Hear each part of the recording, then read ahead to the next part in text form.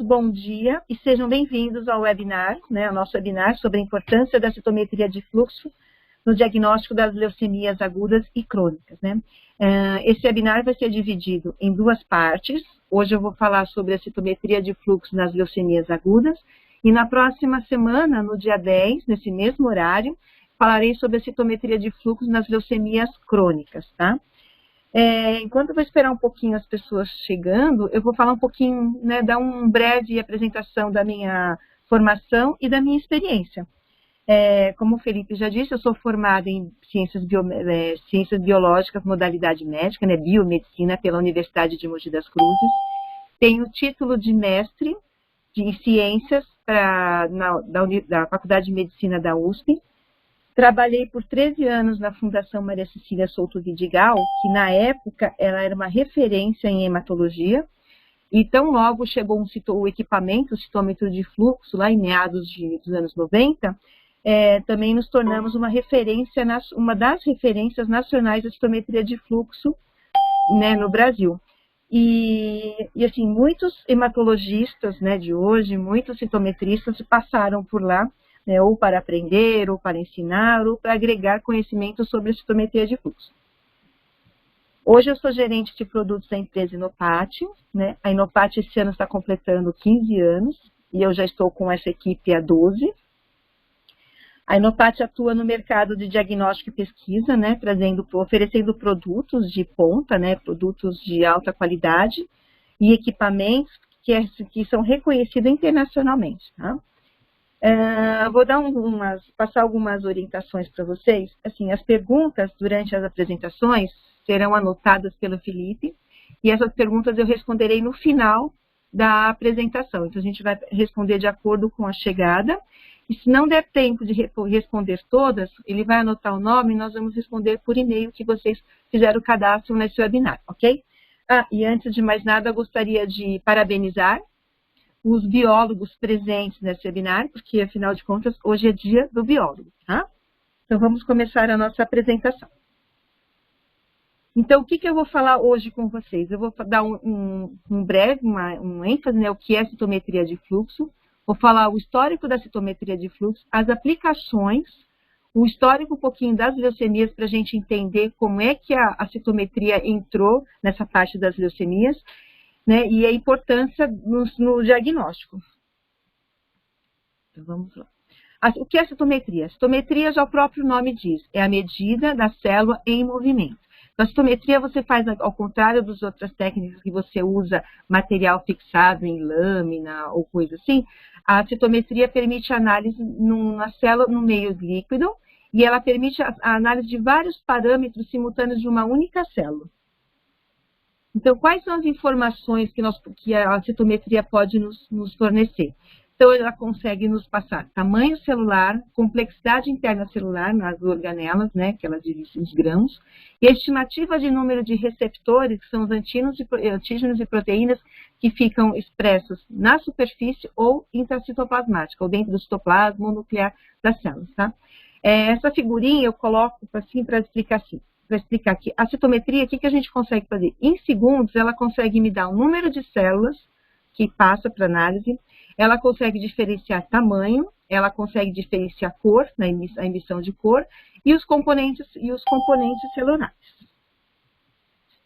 Então, o que eu posso avaliar na citometria de fluxo? Então, nós podemos avaliar os cromossomos, metabolismo celular, citoquinas e quimiocinas, as solúveis, DNA, antígenos celulares, as enzimas, análise de ciclo celular e a viabilidade celular.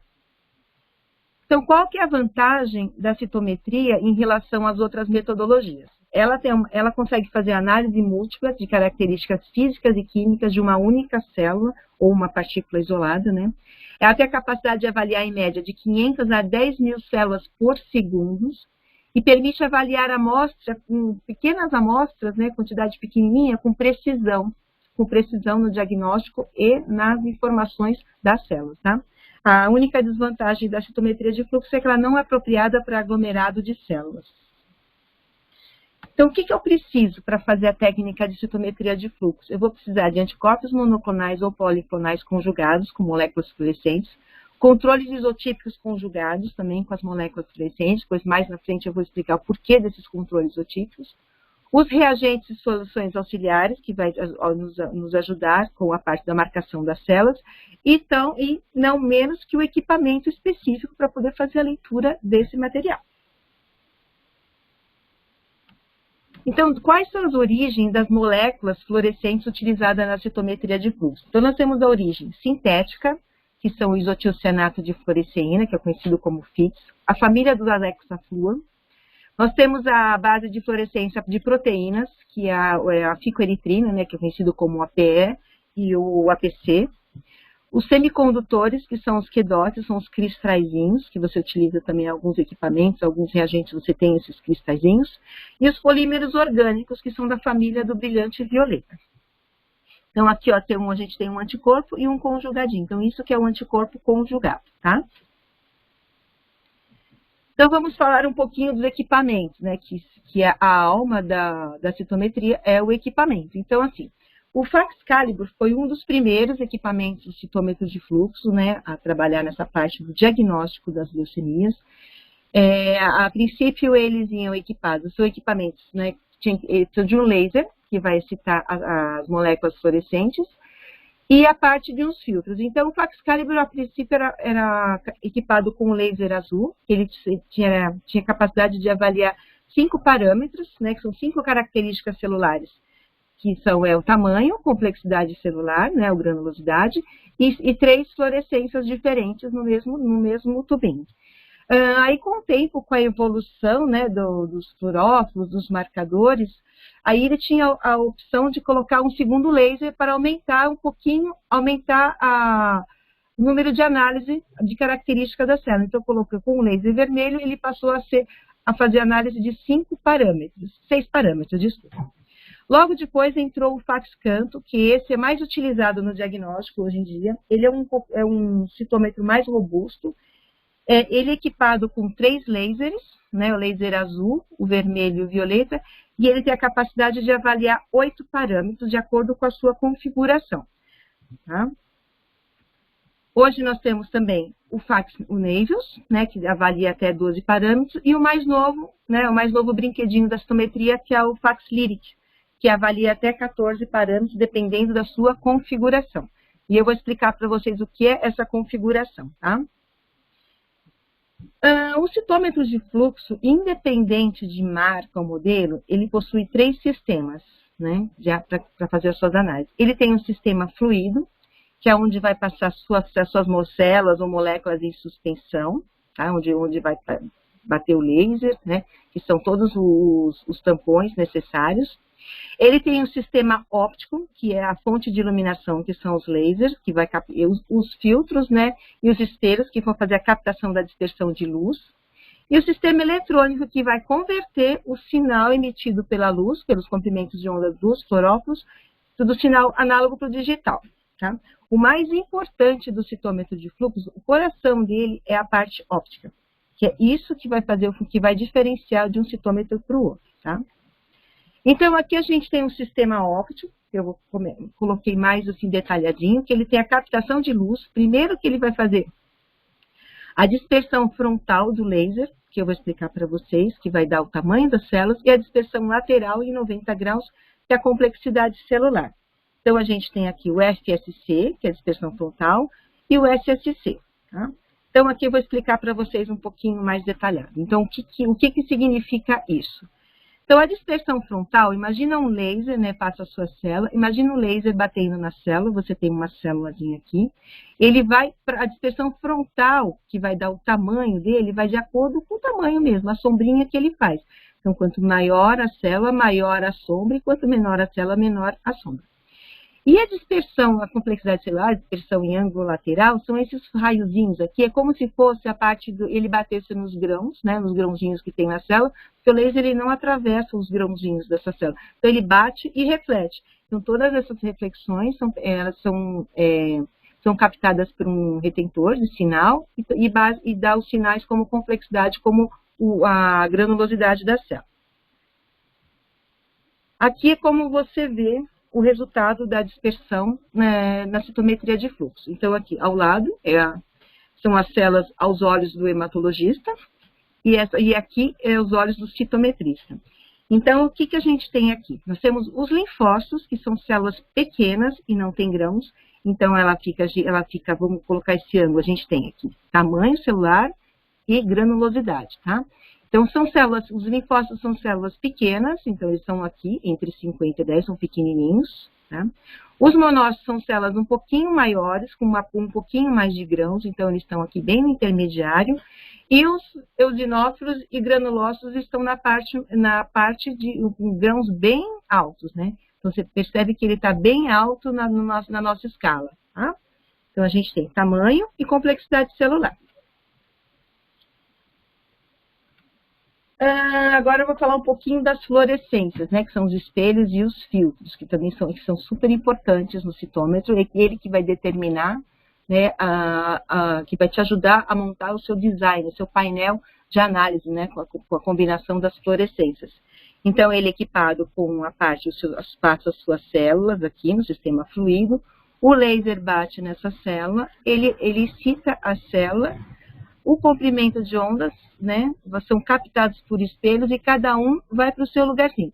Fluorescência, quando a gente fala fluorescência 1, fluorescência 2, fluorescência 3, nada mais é aonde fica localizado o filtro específico. Então, a fluorescência 1, a gente normalmente colocamos os FITs, né, o isotilcianato. Por quê? Porque é o filtro que capta a emissão de calor dessa molécula fluorescente. Então, a 2 é a emissão de calor da molécula da PE, a fluorescência 3 é a emissão de calor, o filtro da emissão de calor do PCP, e assim vai para as outras fluorescências, tá? Então, aqui mostrando uma coisa bem simples, o sistema fluido, que a sua célula passa, o laser bate na sua célula, ele excita o fluorófilo, o seu anticorpo conjugado com o fluorófilo, e ele passa na parte, e aí toda essa luz é captada no sistema óptico, tá? Aqui falando mais um pouquinho, imagina que é uma célula, um isotilcianato, né, o FITS, ele está em resting. Quando ele é excitado, tá, ele emite um comprimento de onda. Pode notar que quando não tem excitação, eles não têm luz. Então, quando ele é aquecido pelo laser, eles vão emitir, essa luz é com forma de ondas mesmo, captação de ondas. Então, essas ondas são captadas pelos filtros, os filtros geram um sinal, tá? Geram um sinal das fluorescências. Aqui coloquei um pouquinho maior, só para entender um pouquinho dos filtros, tá? Que a gente tem a parte do long pass, o short pass e o band pass. Isso é super importante no citômetro, somente o band pass, para você saber qual o fluorófilo que você pode utilizar. Então, é ele que vai filtrar o que passa, o que não passa, e vai caminhar a fluorescência para cada lugarzinho, para o seu próprio lugar, tá? Então, aqui o sinal captado. Esse sinal é transformado, né, no analógico para o digital. Nós temos alguns programas de análise, né, que faz essa conversão, e ela aparece, e é assim que aparece na citometria. Então, a gente tem aqui os gates, na verdade, o gate é o que a gente chama da região, a definição da região, tá? Então, aqui eu coloquei como se fossem os linfócitos, os verdinhos, ó, os monócitos, os granulócitos, e eu avaliei a minha população de linfócitos, 3 com 8 e 3 com 4. Então, ele mostra a minha população, ele me dá o resultado da população aqui, tá? Eu vou explicar um pouquinho aqui para vocês. Na conversão do sinal, a gente apresenta, nós temos várias maneiras de apresentar os resultados. O histograma e os 2D dot plot é o mais utilizado. O histograma é quando você vai avaliar a fluorescência, na expressão de uma única célula, ou tamanho, ou a complexidade celular. E o 2D dot plot é onde você consegue verificar a dupla marcação, né? Onde você consegue ver 2 marcadores ao mesmo tempo, tá? O que eu faço que é importante, né? Conhecer a configuração do equipamento. Então, para você montar o seu painel, né, de análise da fluorescência, você precisa conhecer um pouquinho a configuração do seu equipamento. Por quê? Aqui eu tenho uma lista de fluorófilos, né? E esses numerozinhos aqui são importantes saber o que você vai precisar no seu citômetro para você poder utilizar esse fluorófilo. Por exemplo, Eu tenho 3 lasers, violeta, o azul e o vermelho. Lá na configuração, lembra quando eu falei lá do Faxcalibur, o primeiro, o citômetro lá que eu falei para vocês? Ele é equipado só com 2 lasers, com o laser azul e o laser vermelho, tá? Nesse equipamento eu não posso usar o violeta, por quê? O brilhante violeta, porque ele é excitado no laser violeta. O comprimento de ondas é captado no filtro de 450/50, tá? Se o meu equipamento tiver esse 450/50, mas não tiver o laser, ele não excita, então ele não vai reconhecer esse seu marcador. Porque o citômetro, ele não vai reconhecer se é CT4 ou se é CD8. Ele vai reconhecer a luz que o fluorófilo, conjugado naquele anticorpo, vai emitir. Tá? Então, para ele é indiferente, 3, 4, 8. O diferencial dele é o comprimento de ondas da fluorescência. Tá? Então, aí, se eu não tenho o equipamento, né, com esse laser, então eu já sei quais os fluorófilos que eu posso usar. Um outro detalhe aqui, por exemplo, é o Alexa Fluor e o FIX. Se você observar aqui, olha, ele é excitado no mesmo laser e é captado no mesmo filtro. Então, o que quer dizer isso? Isso quer dizer que eu não posso usar esses 2 fluorófilos no mesmo tubo. Se eu usar um Alexa Fluor 488 num CD8 e o isotilcenato FIX no CD4, o citômetro não vai diferenciar as 2 moléculas. Ele vai entender como se fosse uma só. E aí a gente não consegue diferenciar quando for fazer a análise, tá? E a importância também dos filtros, conhecer os filtros, para poder fazer a escolha dos seus fluorófilos. Então, é aqui isso que eu chamo de a alma do citômetro, né? Que são os filtros e os lasers. Então, você pode verificar aqui que são os filtros. Eu selecionei esses filtros, mais para a parte ilustrativa, para mostrar para vocês como é que funciona. Então, a gente tem um filtro 700, e vamos supor que 780/60.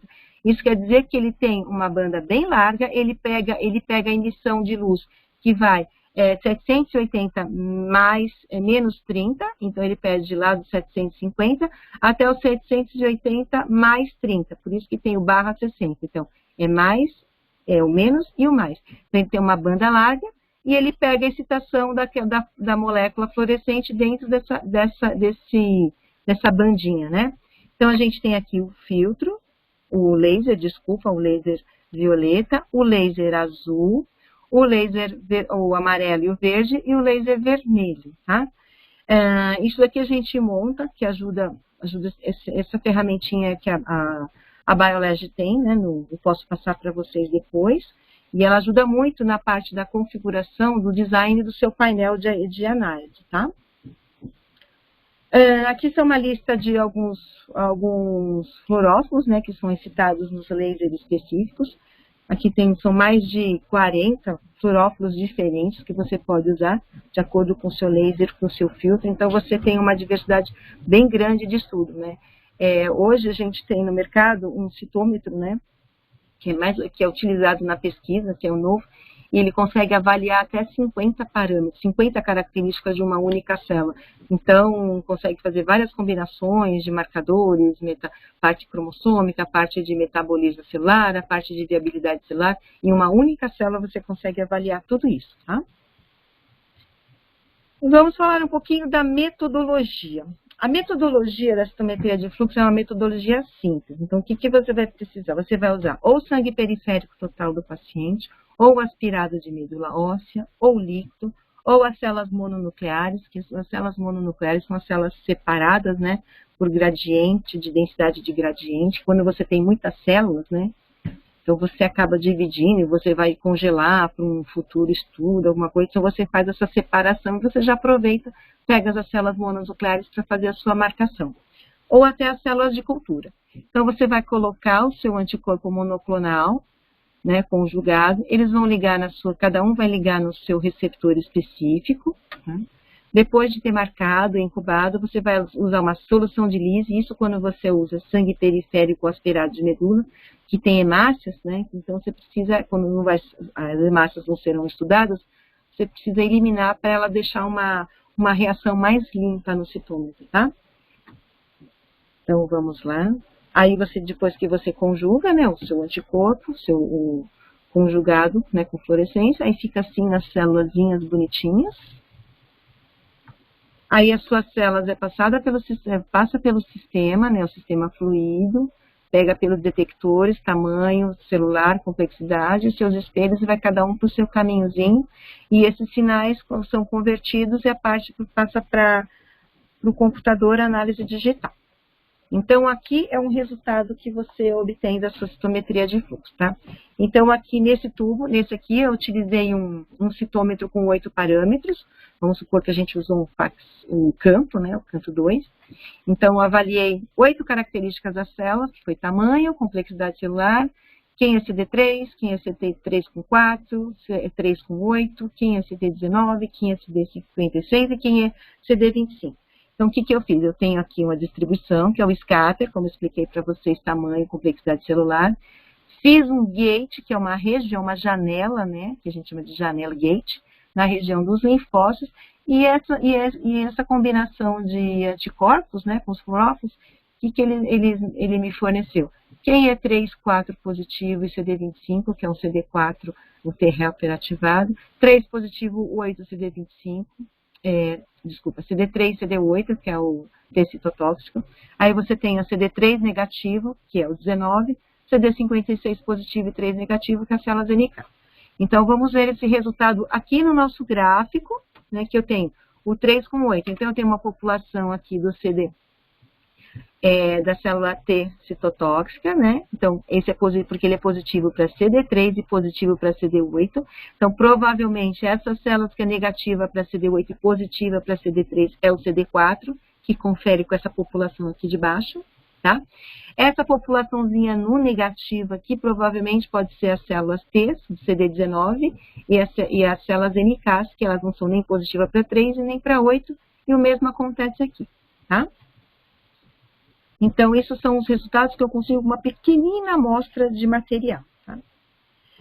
O que é importante ser analisado na citometria de fluxo? Uma coisa que a gente tem que levar sempre em consideração é a expressão dos marcadores específicos, que é isso que vai te definir qual célula, a linhagem que você quer estudar, qual a linhagem que está com problema, né, com neoplática, e a intensidade de fluorescência emitida pelas moléculas fluorescentes. Então, essas duas características, eles vai te ajudar a definir o grau de diferenciação e maturação das células neoplásticas, tá? Então, aqui eu coloquei um gráfico que mostra mais ou menos os marcadores, né? Não são todos que estão aqui, mas são os mais comuns, né? Que é da característica imunofenotípica do sistema hematopoético. Então, a gente tem aqui a célula progenitora totipotente, que é a mais precocezinha lá. Então, vocês verifiquem que ela aqui, ó, ela tem o CD34 positivo e o CD90 positivo, que eu queria mostrar para vocês.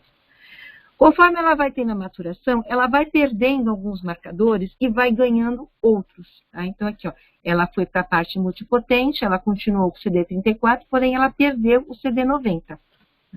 Quando ela chegou na parte da diferenciação para a linhagem linfóide ou para a linhagem mieloide, verifique aqui, ó, que ela ganhou a positividade do CD38, até então que ela não tinha, e aqui ela começou a expressar o HLA-TR e o CD13. E aí, de acordo com a maturação, ela vai ganhando os marcadores. Essas célulazinhas aqui é como se fosse, já passou para o sangue periférico, são células mais maduras. Então, a gente tem os linfócitos T, NK, linfócito B, os granulócitos, monócitos e macrófagos, plaquetas e o eritrócito. Então, aqui eu coloquei esse gráficozinho para mostrar o CD45, que eu vou falar dele para vocês no próximo slide. Então, vocês percebem aqui que as células lá progenitoras, ela é 34 bem positiva, e o CD45 timidamente positivo. E conforme ela vai maturando, ela vai perdendo o 34 e ganhando o CD45. Tá? Aqui é uma lista que eu tenho dos marcadores específicos de cada célula, tá? Esses marcadores você pode conseguir, no site da BioLege também você consegue, a gente tem o link aqui, depois se precisar a gente passa para vocês, tá? Então, cada célula tem um marcador específico, a linhagem B, o CD19, a célula T, o CD3 positivo, o CD56 negativo, as plaquetas, as células, as natural killers, as células hematopoéticas, o CD34-90, que eu expliquei para vocês no gráfico anterior, e assim vai as outras células, macrófagos, monócitos, as células vermelhas, né? Isso aqui é bem legal, a parte das células vermelhas, principalmente quando a gente vai avaliar a leucemia tipo M6, que eu vou falar para vocês lá na frente, tá? Eu vou falar o que é a intensidade de fluorescência. Nós já vimos que o marcador, que é super importante para você definição da sua célula, e a intensidade de fluorescência desses marcadores, né? Então, o que significa? Quanto mais receptor daquela molécula na célula você tem, maior é a fluorescência que ela vai emitir. Então, a gente consegue, pela citometria de fluxo, ver o grau da maturação dela pela intensidade de fluorescência, que é avaliado na parte linear aqui, tá?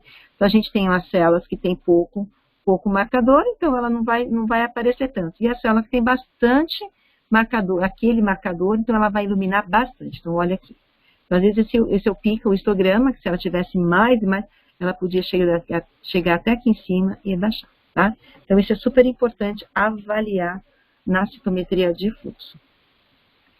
Então, aqui mais um exemplo, né, da intensidade de fluorescência, que eu falei para vocês lá no slide anterior, que o CD34 isso aqui é só um gráfico ilustrativo, tá?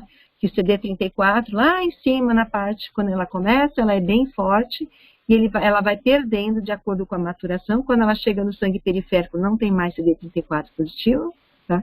E o CD45 começa timidamente, e a sua expressão vai aumentando até o final da maturidade da célula, tá? Então, eu falo que o CD45, ele é um panleucocitário e ele é o queridinho dos citometristas, tá? Porque ele te ajuda a definir, a saber aonde você vai encontrar a população, definir a população neoplásica da população normal, tá? Então, aqui é um exemplo do CD45, então eu tenho aqui, né, da intensidade de fluorescência do CD45, eu tenho um gráfico do sangue periférico normal, que a gente tem o 45 e a gente tem a complexidade celular. Lembra que é a granulosidade da célula? Então, tem a parte dos meus linfócitos, os meus monócitos, os meus granulócitos e os eosinófilos. Nesse quadrante ao lado, nós temos um sangue periférico com presença de blastos. Então, como é que eu sei que eu sei presença de blastos? Pela intensidade de fluorescência do CD45. Então, aqui continua alto linfócitos, monócitos, granulócitos, e eu tenho uma pequena população aqui, que ela é de média baixa intensidade, que é as minhas células neoplásicas. Então, essas células são as minhas células anormais, tá? Então, a gente consegue avaliar por aqui. Aqui eu tenho um outro exemplo, né, de um gráfico, utilizando o CD45.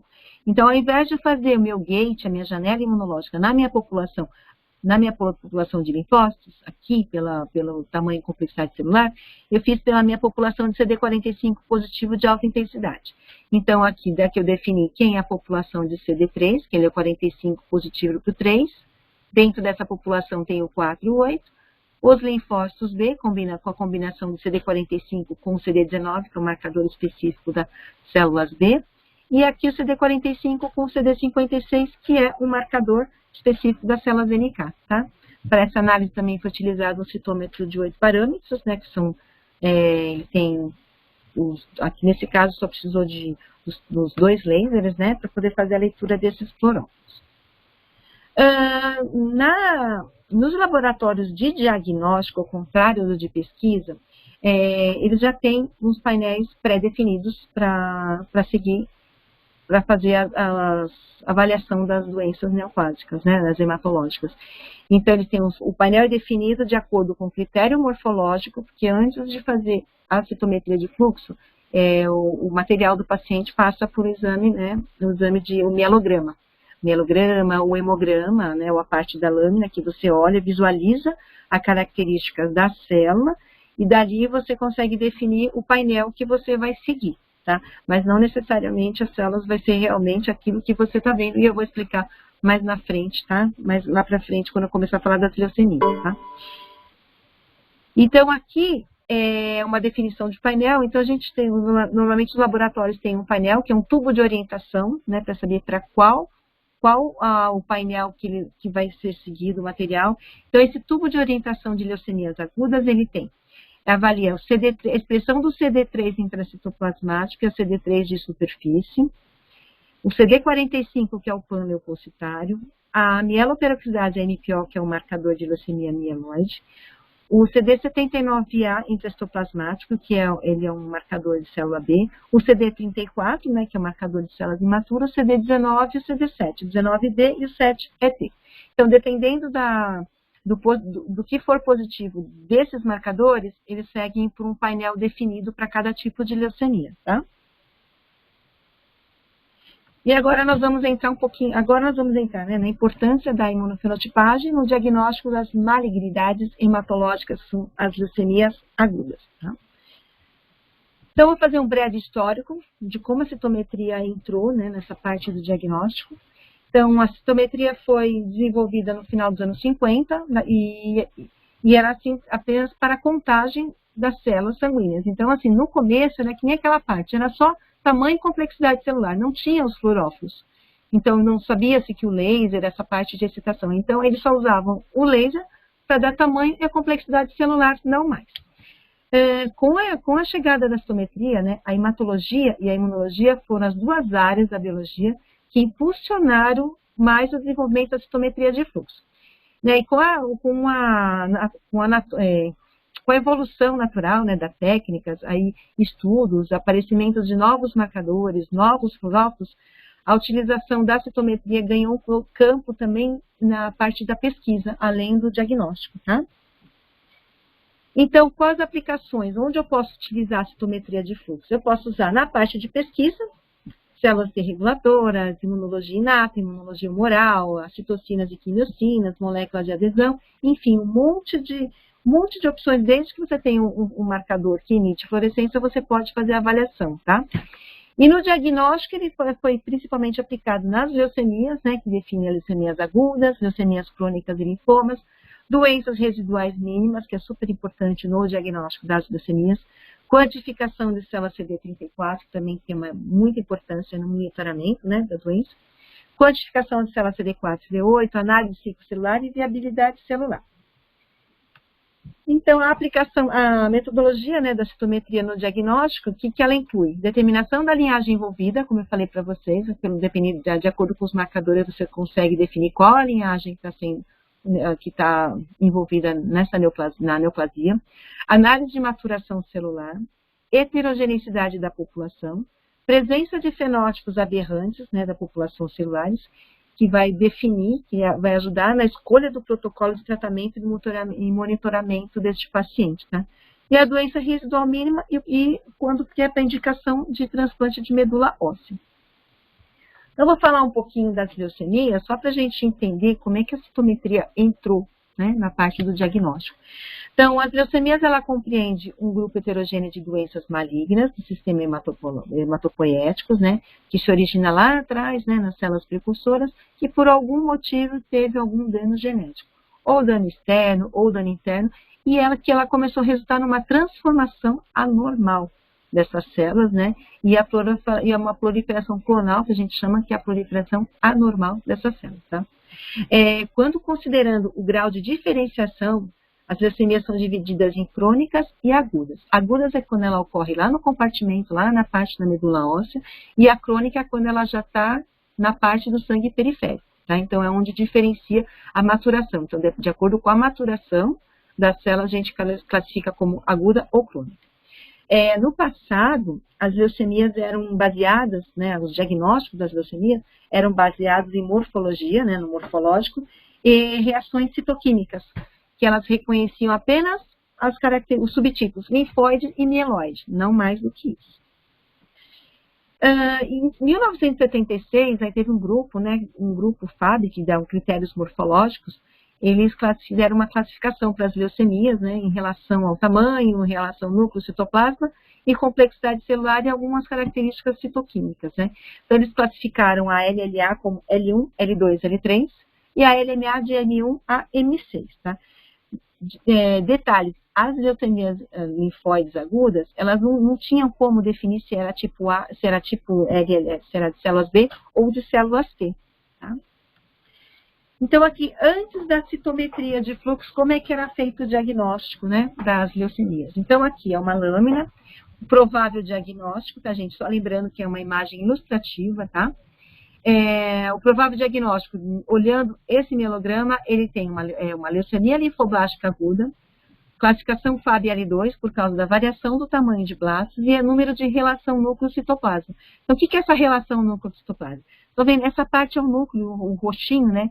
E o roxinho mais clarinho é o citoplasma. Então, pode verificar que quando ele tem um núcleo muito grande, o citoplasma muito pequenininho, então, é essa diferença, é essa relação que é calculada. Quando ele é muito pequenininho, é uma célula menorzinha, uma célula mais precoce. Quando ele está um pouquinho maior, tem uma relação núcleo-citoplasma maior. Então, é nessa característica que diferenciava os tipos de LLA, LL1, L2 e L3, tá? Só que, como eu falei anteriormente, a gente não sabia que era uma linfóide, mas não sabia se era tipo B ou tipo T, né? E uma nota, né, as características de uma LLA, morfologicamente, ela podia ser confundida com uma LNA M7, de blastos pequenos, tá?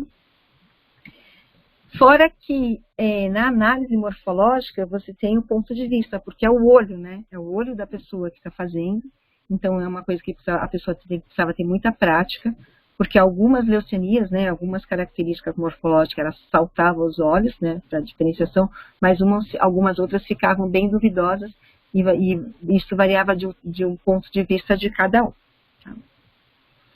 E aí, depois, né, para ajudar na parte da leucemia, em 88, a classificação FAB, né, com a entrada de alguns anticorpos, né, de alguns marcadores da imunofenotipagem, que começou bem timidamente, lá para trás, no final dos anos 80, o grupo francês, americano, britânico, surgiu uma classificação MIC, que associava morfologia, imunofenotipagem e a citogenética. E nessa revisão, eles conseguiram classificar a NA-M0, que é a mais indiferenciada, e uma LNA-M7. E com essa introdução, né, da parte da imunofenotipagem, foi possível identificar subtipos de LLA, como B e T. Tá?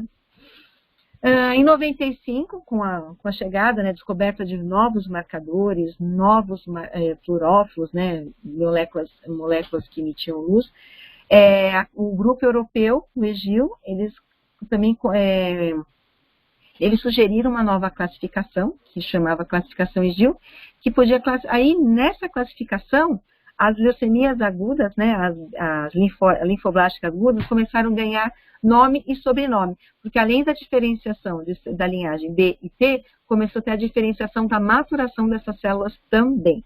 Então a gente fala que os anos 90 foi um grande marco, né, do diagnóstico das leucemias com a entrada da citometria de fluxo. Então, aqui mostrando de novo para vocês, para a gente marcar bastante, né, as características imunofenotípicas dos marcadores, né, que são conhecidos como CD. Eu não lembro se eu falei isso, o CD significa Cluster Differentiation, que vai de acordo com a diferenciação celular, até a parte da maturação. Tá? E aqui são os marcadores específicos para cada célula, né, e isso é super importante na avaliação da sua leucemia. E aqui a gente tem uma combinação, um gráfico, né, que combina a parte da morfologia, né, das LNAs agregadas, né, aos marcadores imunofenotípicos. Então, notem que o CD13 e o CD33 é um marcador específico da linhagem mieloide, mas ele também pode ter, por alguma anormalidade, marcar uma linhagem linfoblástica também. Então, percebe que toda a maturação de todas as características da célula, eles estão presentes. Ele está presente, positivo em todas elas, tá? E aí você tem a M1 e M0, associação dos marcadores, quem ganha e quem perde, né? Os positivos. Aqui, se vocês notarem, na LNA M6, ela é positiva, e tem um marcador que o CD235A, que é a glicofurina, só é marcada nela. Por quê? Porque essa leucemia é a eritoblástica. Ela parte na parte da linhagem das hemácias, né? Então, é bem as precursoras das hemácias. E aqui tem os marcadores de plaqueta, que eles só são positivos na LN7, que é a megacariocítica, tá? Então, aqui você consegue, pela expressão, a intensidade de fluorescência do marcador, junto com a morfologia, chegar na classificação mais real da sua leucemia. Aqui é da classificação das LLAs, então na linhagem B nós temos os positivos CD19 ou CD19A ou CD22, e aí, como eu falei, que elas ganharam nome e sobrenome, né? Então elas foram divididas de B1 a B4, de acordo com a expressão encontrada em cada superfície. Então, a gente tem aqui a mais comum, que é o CALA positivo, que é o CD10, e é um pouquinho mais madura, mas que não chega a ser madura do sangue periférico, que ela já tem uma expressão da cadeia capa ou lâmina, tá? Aqui é das LLAs-T, de acordo com a classificação EGIL. Então, a gente tem a marcação do CD3, intrassoplasmático com membrana. É a expressão do CD3 que vai diferenciar, né, as crônicas e as agudas, porque as agudas, o 3 é mais intracitoplasmático, e conforme ele vai andando, até ele aparecer na membrana, ele é onde difere das agudas das crônicas, tá?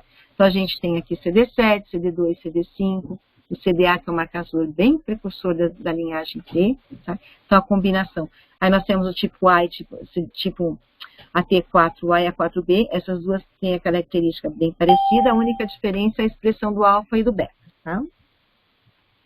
Depois da citometria, quando a citometria entrou, né, no diagnóstico das leucemias, então aí nós conseguimos um resultado mais preciso. Então, aqui, olhando pela morfologia, era uma linfoblástica, né, uma linfoblástica aguda, uma LLA, classificação FAB L2, por causa das características, e o subtipo era A ou B. Então, é aqui.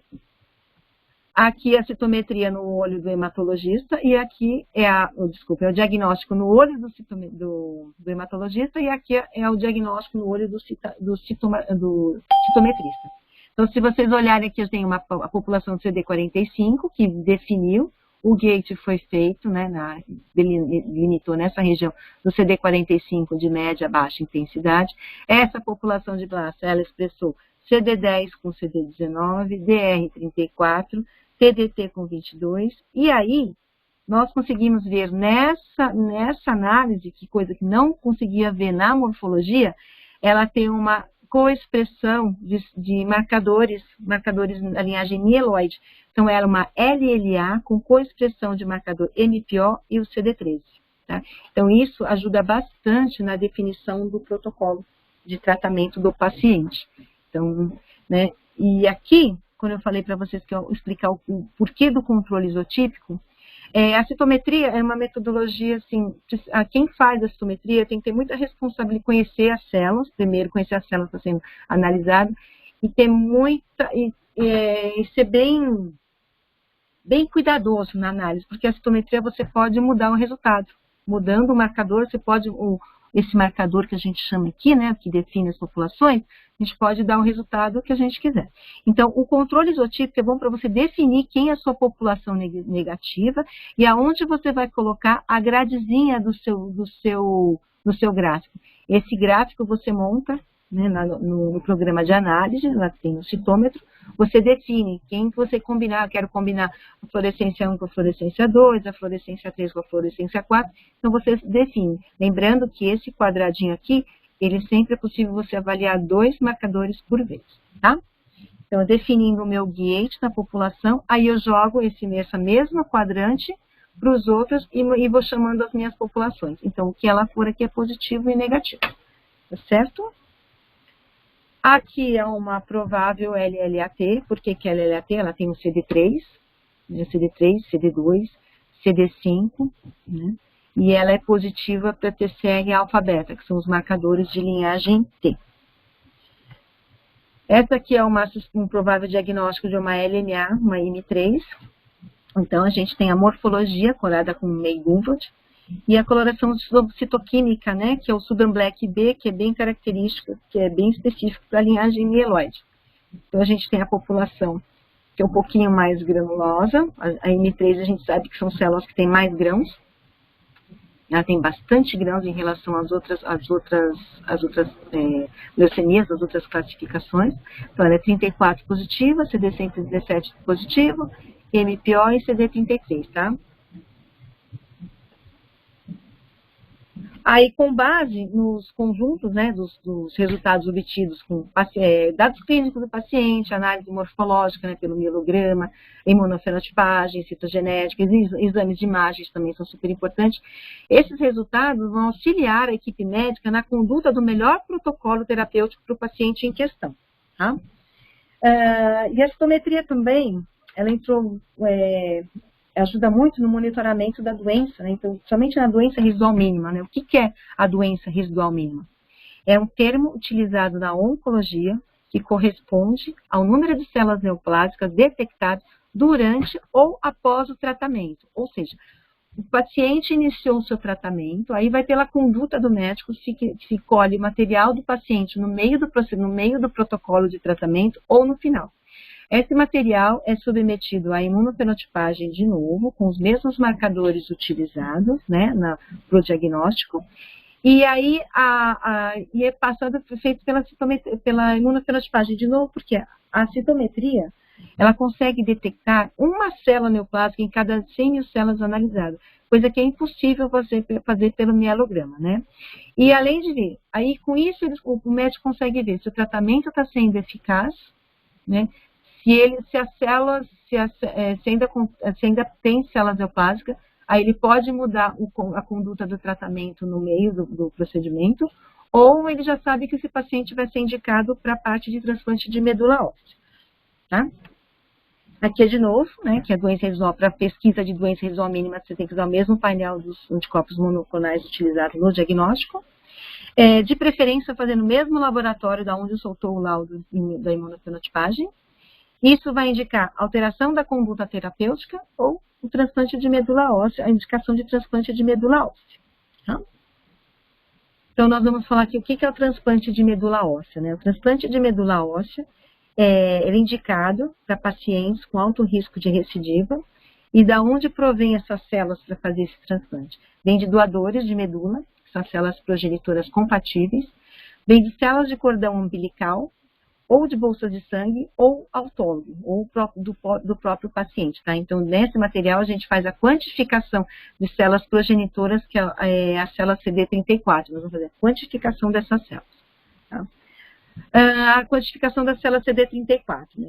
Os centros de transplantes, né, e bancos de cordões umbilicais, a citometria ganhou um espaço bem grande nesses centros, né, para ajudar a fazer a quantificação dessas células. Então, por que eu faço essa quantificação? Primeiro, para saber qual é o melhor momento que eu vou fazer a aférese no transplante da stem cell, principalmente nos pacientes com transplante autólogo. Por quê?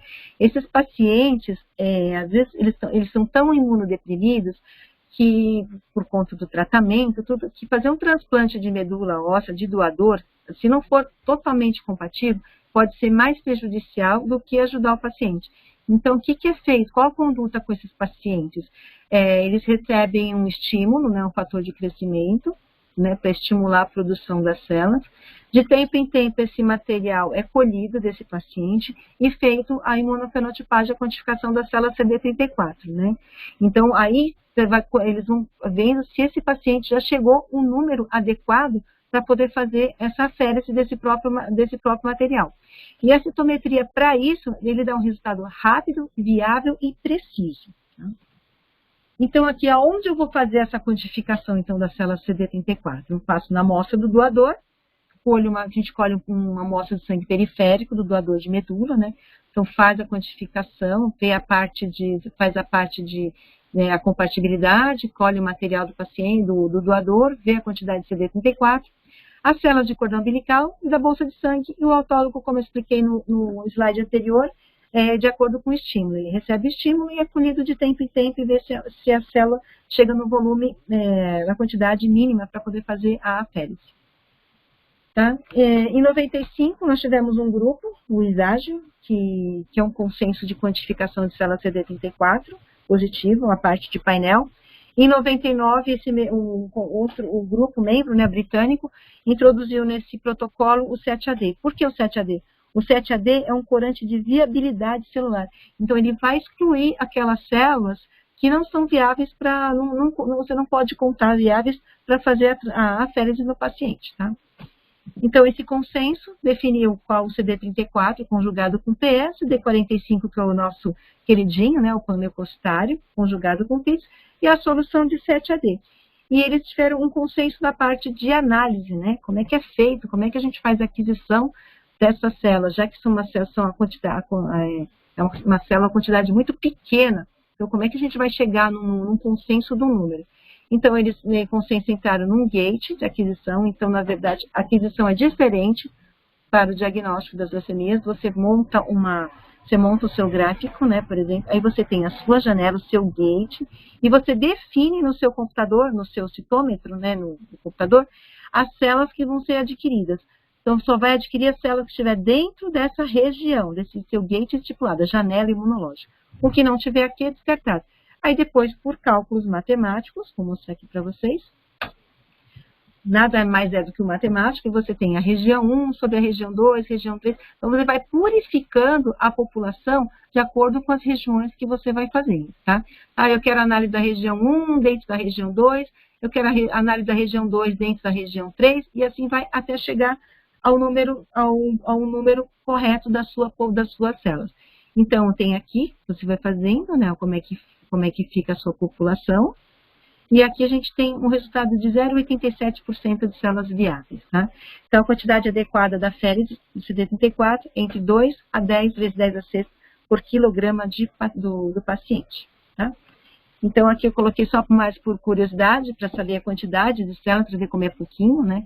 E por ser pouquinha, normalmente, quem faz a quantificação, os laboratórios que fazem quantificação de células CD34, eles adquirem, né, na região, no gate do CD45 positivo, de 75 mil a 100 mil células, para poder conseguir uma porcentagem, né, conseguir fazer quantificação da célula CD34, que é bem pequenininha, tá? Então, a gente tem aqui periférica de 0 até 0,05%, na medula óssea menor que 1%, e no cordão umbilical é onde a gente encontra um número um pouquinho maior, tá?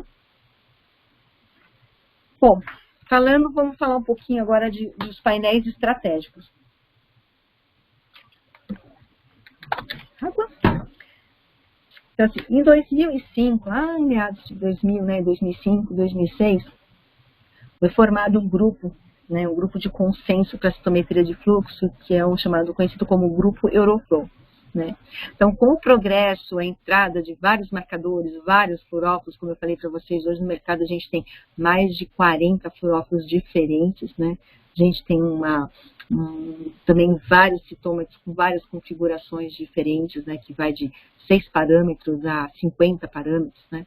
Então, assim, para entrar num consenso, né, nos resultados compatíveis entre os laboratórios e centros de diagnóstico, então eles criaram esse grupo, um grupo Euroflow, que é para inovar e padronizar, né, a citometria, levando uma melhoria global e o progresso de diagnóstico das doenças malignas, hematológicas. Então, qual a estratégia desse grupo? Era fazer uma combinação, né, estudar uma combinação adequada de fluorófilos e clones para montar um design que seja compatível entre os laboratórios, para conversar a mesma língua, tá? Então, dentro disso tem o desenvolvimento de novas ferramentas para análise, os softwares, eles são aprovados, reconhecimento de padrões e complexos imunofenotipos e novos projetos de protocolos coloridos por conta dessa quantidade de fluorófilos diferentes, tá? Então, ele tem um consenso, tem um painel, muitos laboratórios aqui no Brasil, né, seguem esse painel, mas como a nossa realidade é um pouco diferente, porque ainda hoje ainda nós temos laboratórios de diagnóstico de leucemias que ainda trabalham com o Paxcalibur, com um laser só. Então, não adianta a gente colocar um padrão de 10 parâmetros, 8 parâmetros, aqui laboratório só faz até 5. Então, aí, em meados, né, em 2010, foi formado o Grupo Brasileiro de Citometria de Fluxo. Na verdade, esse grupo começou lá em meados dos anos 90, né, quando começou a citometria aqui no Brasil. Na verdade, quando ela começou a pegar fôlego, né, aqui no Brasil, e ela foi caminhando devagarzinho, aí em 2010 formou esse Grupo Brasileiro de Citometria de Fluxo. Então, esse grupo, né, o objetivo dele é reunir os profissionais, né, aqui do Brasil, os laboratórios que trabalham com a citometria, para discutirem a parte, né, como formular o consenso, com as informações relevantes, quais os marcadores que precisa, né? Então, aí ajuda tanto na parte de diagnóstico como pesquisa, e discutir os métodos analíticos. Aí, o grupo já abrange mais, né, as pessoas que têm até uns citômetros mais simples, tá? Então, aqui vou fazer uma tabelinha, né, referente ao painel Euroflow, né, que eles sugerem a utilização. Nós trabalhamos com a marca BioLegend, e a BioLegend tem uma série de produtos que são também indicados nesses painéis, tá, de acordo com com o painel e o estudo, o painel de cada leucemia. Então, aqui a gente tem os painéis onde eles podem ser aplicados. Tá? Então, a gente trabalha com uma gama de produtos também que são avaliados por eles, avaliados e aprovados por eles. Bom, aqui eu vou falar um pouquinho dos nossos parceiros, né? Acabamos um pouquinho das leucemias agudas. Vamos deixar agora para as crônicas para a próxima semana. Vou falar para vocês um pouquinho dos nossos parceiros, as marcas com quem a Inopati trabalha. Como eu já falei na Pati, não falei lá no início, a Inopati vai fazer 15 anos de mercado, né, trazendo produtos de ponta, tanto para o diagnóstico quanto para a pesquisa, né, Life Science. Então, nós trabalhamos com a parte da citometria de fluxo, totalmente citometria de fluxo, né, o nosso forte aqui é a Biologic, também dos kits de ELISA. Ela tem um portfólio bem grande para a parte de citometria de fluxo. As outras marcas, Selmark, GBI, todas essas marcas, a parte para imunistoquímica, hibridização, né, e a parte de equipamentos, que é a parte pré-analítica para histologia. Então, para saber um pouquinho mais dessa marca, entra no nosso site, que a gente tem cada uma, a gente explica cada uma, o que cada uma faz e qual a disponibilidade dos produtos que ela tem, tá? Como o nosso foco aqui é a citometria, eu vou falar um pouquinho da enfoque para a BioLegend, tá? Então, a BioLegend, ela tem os anticorpos monoclonais, são mais de 25 fluorófilos, né? 25, 30 fluorófilos trabalhados. Tem marcadores que tem até 30 marcadores fluorófilos diferentes. Trabalhamos com os controles isotípicos, as soluções que são necessárias para fazer a sua metodologia, né, a sua técnica da citometria de fluxo, o stand buffer para a parte de coloração de marcação das células, guias de células vermelhas, soluções de fixação e permeabilização quando você vai fazer avaliação de marcadores intracitoplasmáticos, os controles liofilizados, né, somente na parte da quantificação de células CD34, são controles de células positivas. Então, você calibra o seu equipamento de acordo com essas células positivas e é como se fosse uma orientação para onde você vai achar as suas células positivas para fazer a quantificação. Soluções de discriminação de células vivas e células mortas, né, que a gente tem os zumbis que combina com vários, pode ser utilizado em vários citômetros, e as partículas de calibração, né, essas partículas de calibração do aparelho, do equipamento, né, que a gente fala que o equipamento, você tem que calibrar, tem que estar sempre em manutenção, calibrado, como eu falei para vocês lá atrás, a citometria ela é uma metodologia sensível e tem que ter muita responsabilidade, né, na hora de fazer dar um laudo, porque você pode dar um laudo, um falso positivo, um falso negativo, porque o equipamento não está calibrado ou a pessoa que manuseia não tem conhecimento muito das células, tá? E além, né, dos produtos que a BioLegend tem a oferecer para a citometria, ela tem uma ferramenta no site que é chamada EbTools, onde você acha toda a parte, né, os marcadores essenciais para a imunofenotipagem, aquela listinha que eu mostrei para vocês dos marcadores, tirei do site, os tampões, né, que fala cada um, onde ele age, a parte dos problemas que você pode encontrar na citometria de fluxo, o Spectra Analyzer, que é aquele que eu falei que é a alma do citômetro, que eu coloquei os lasers, os filtros para saber a banda, né, onde cada fluorescência encaixa, tá? As famílias dos fluorófilos, os guias de instrumentos dos equipamentos, né, que também ajuda a você saber quais são as composições, a configuração do citômetro que você vai utilizar. Além disso, tem os marcadores, aquela parte de uma maturação, né, a parte do que, né, maturação, tudo que você precisa em relação às características da sua célula, a descrição, tamanho, peso, molecular, tudo direitinho, tá? Então, primeiro vamos ver o que é a citometria de fluxo. A citometria de fluxo é a medida de uma célula em movimento, ou seja, ela mede uma única célula no meio líquido, em todas as suas características. Então, quais as informações que a citometria de fluxo pode nos fornecer? Ela pode dar o tamanho celular, a complexidade celular, que são as partes internas das organelas, né, as mitocôndrias, e estimativa de número de receptores que aquela célula pode apresentar.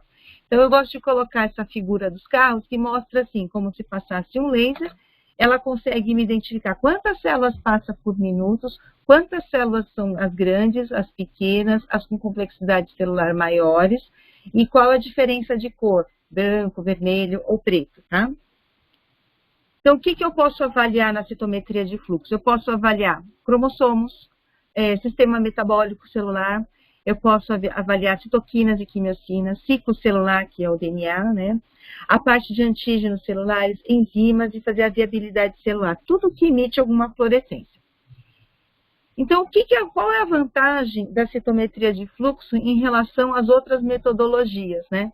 Ela faz uma análise múltipla das características físicas e químicas de uma única célula, então você pode fazer uma única célula, ela consegue te dar todas as características, tá? Ela tem a capacidade de avaliar em média de 500 a 10 mil células por segundo e permite avaliar amostras pequenas com precisão, tá? Como ela avalia características de a célula única, então existem equipamentos que você consegue avaliar até 50 características diferentes em uma única célula, tá? A desvantagem é que ela não é apropriada para aglomerado de células. Então, o que eu preciso, né, para fazer a metodologia da citometria de fluxo? Bom, primeiro, vou precisar de anticorpos monoclonais ou policlonais conjugados com moléculas fluorescentes, porque a citometria, na verdade, é a fluorescência que emite pelo anticorpo. Vou precisar de controle de isotípicos conjugados, os reagentes auxiliares e, o tão importante, o equipamento específico. E sem o equipamento eu não consigo fazer as minhas avaliações, tá? Então, quais são as origens das moléculas fluorescentes que a gente costuma se usar na citometria de fluxo? Ela tem origem sintética, que são os CITs e a família do Alexa-Fluor. Ela tem origem das proteínas, que é o ficoeritrina e a lucianina. Ela pode ser dos semicondutores, que são os quidotes, são os cristalzinhos, e os polímeros orgânicos, que é a família do brilhante violeta, tá? Então, aqui mostra para vocês um anticorpo e um conjugadinho aqui, essa como se fosse a fluorescência conjugada. E aqui são os equipamentos específicos, né, que é o citômetro de fluxo. Os equipamentos para citometria de fluxo, eles são equipados com laser, que é o laser, que é a parte essencial do citômetro, tá, que vai fazer a excitação da molécula fluorescente. Então, hoje no mercado nós temos vários citômetros. Nós temos desde os mais simples, que avaliam 5 características da célula, que é tamanho, complexidade celular e mais 3 fluorescências. Nós temos os mais robustos, e até os mais robustos que conseguem avaliar até 50 parâmetros diferentes. No mercado do diagnóstico, nós trabalhamos, eu vou apresentar os 4 que são mais utilizados. O Faxcalibur foi um dos primeiros citômetros a entrar na parte de diagnóstico. A princípio, ele era equipado com um único laser, e fazer avaliação de 5 parâmetros. Depois, com a evolução e as descobertas de novos marcadores e novos fluorófilos, teve a opção de colocar um segundo laser e aumentar a análise para 6 parâmetros. Depois disso veio o Faxcanto, que é um equipamento mais robusto, que ele já é equipado com 3 lasers. Depois, lá na frente, vocês vão entender o motivo desses lasers, da diferença deles, e ele consegue avaliar 8 parâmetros. No mercado também nós temos o Navius, né, que avalia 12 parâmetros, e o mais novo brinquedinho da citometria de fluxo, que é o Faxlyrics. Dependendo da configuração dele, você pode estar avaliando até 14 parâmetros numa única célula.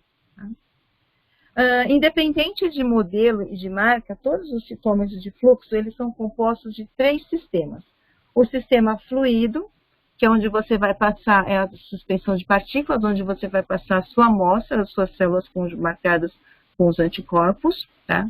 O sistema óptico, que é o coração do citômetro, que é onde vai ter toda a fonte de iluminação, que são os filtros, os lasers, tudo que vai captar a emissão de fluorescência da molécula, e o sistema eletrônico, que vai converter assim, o sinal emitido do comprimento de onda das moléculas para um sinal digital, tá? Que é onde você vai conseguir avaliar a expressão das suas moléculas. Então, aqui é o sistema óptico, que a gente tem a parte entre a sua célula, você passa a sua célula, você tem o laser. Então, eu vou falar primeiro da captação da emissão de luz, né? Então, você tem o sistema óptico, que passa o laser, ele vai pegar a sua célula, da dispersão frontal, que ele vai te dar o tamanho da célula, e a dispersão lateral, que a gente chama de 90%, que vai te apresentar a complexidade celular. Então, eu vou explicar aqui no próximo laser como é que funciona essa dispersão, né? Esse tamanho, captação de emissão de luz. Então, primeiro o seu laser bate, a sua célula passa pelo laser, você está vendo uma célulazinha, aí o laser vai bater nessa célula e ele vai emitir um tamanho. Então, você olha que é uma célulazinha, ele emite um tamanho, uma célulazinha maior, que eu coloquei aqui, ele emite um tamanho diferente. Então, isso é como vai definir o tamanho da sua célula. Agora, a complexidade celular, não sei se vocês conseguem ver que tem uns grãozinhos dentro dessas células, é quando o laser ele não consegue passar através desse grão. Então, ele bate nesse grão e emite, e a fluorescência é espalhada, como se batesse e espalhasse. E essa dispersão de luz no ângulo é captada por um detector que vai mostrar a complexidade celular, a complexidade que tem em cada célula. Então, é assim que você vai conseguir verificar com a citometria de fluxo. Então, aqui são as células aos olhos dos hematologistas, né? Então, a gente tem os linfócitos, que são células pequenas, sem grãos. A gente tem os monócitos, que são um pouquinho maiores, com pouquinhos grãos, os granulócitos e os eosinófilos. Então, como é que eles são representados nessa captação de emissão de luz? Então, imagina aqui, a gente tem o tamanho celular e a gente tem a quantidade de grãos aqui, que é o SSC, complexidade celular. Então, aqui, ó, são células pequenas, os linfócitos são células pequenas e sem grãos. Então, eles estão bem aqui no pouquinho e estão nessa linha imaginária aqui para baixo. Os monócitos são células um pouquinho maiores que os linfócitos, têm um pouquinho mais de grãos, então eles ficam nessa faixa. E os granulócitos e eosinófilos são células maiores e com bastante complexidade celular. Então, elas são representadas nessa parte do gráfico, que quando faz o FSC com SSC, tá? Aí agora nós vamos falar um pouquinho da emissão das fluorescências, né? Então, você tem a sua célula, sua molécula, seu anticorpo marcado com a molécula fluorescente. Essa molécula passa pelo citômetro, o laser passa nessa célula, essa célula vai emitir um comprimento de ondas e eles serão captados por cada filtro específico, tá? Então, vamos explicar mais ou menos como é que funciona. Então, imagina a sua célula passando no laser, esse laser bate na sua célula, cada um específico do seu fluorófilo. Esse fluorófilo é excitado e ele passa lá pelo sistema que vai reconhecendo os filtros, tá? Então, cada um vai passar no seu filtro e cada um vai ser encaminhado para o seu canal. Então, aqui, ó, laser, excitação, emissão da luz. Você pode ver que aqui no laser ele não emite luz quando ele não é excitado. Aí, pelo comprimento de ondas de cada um, ele é pego pelo seu filtro específico.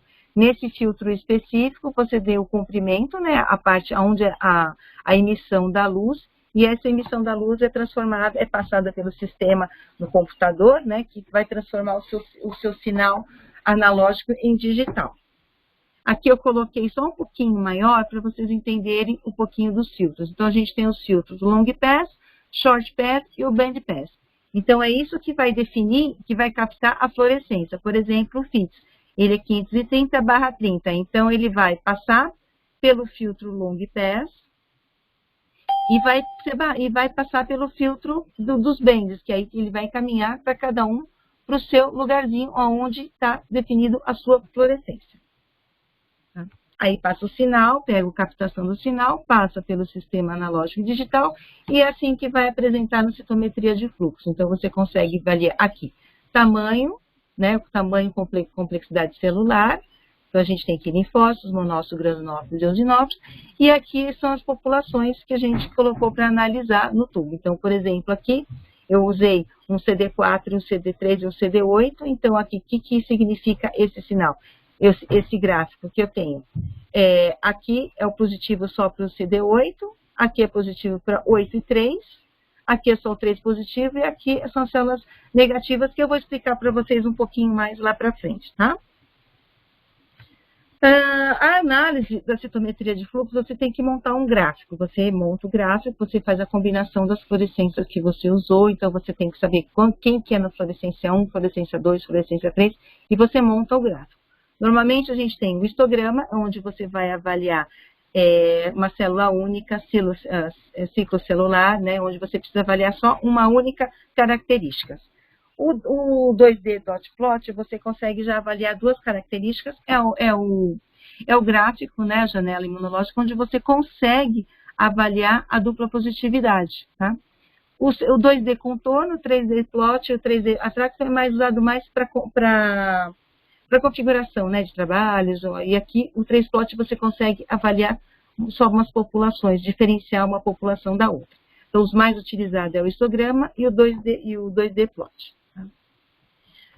Então, antes de você fazer a citometria, você precisa, antes de fazer a sua metodologia, né, você precisa conhecer a configuração do equipamento que você vai utilizar.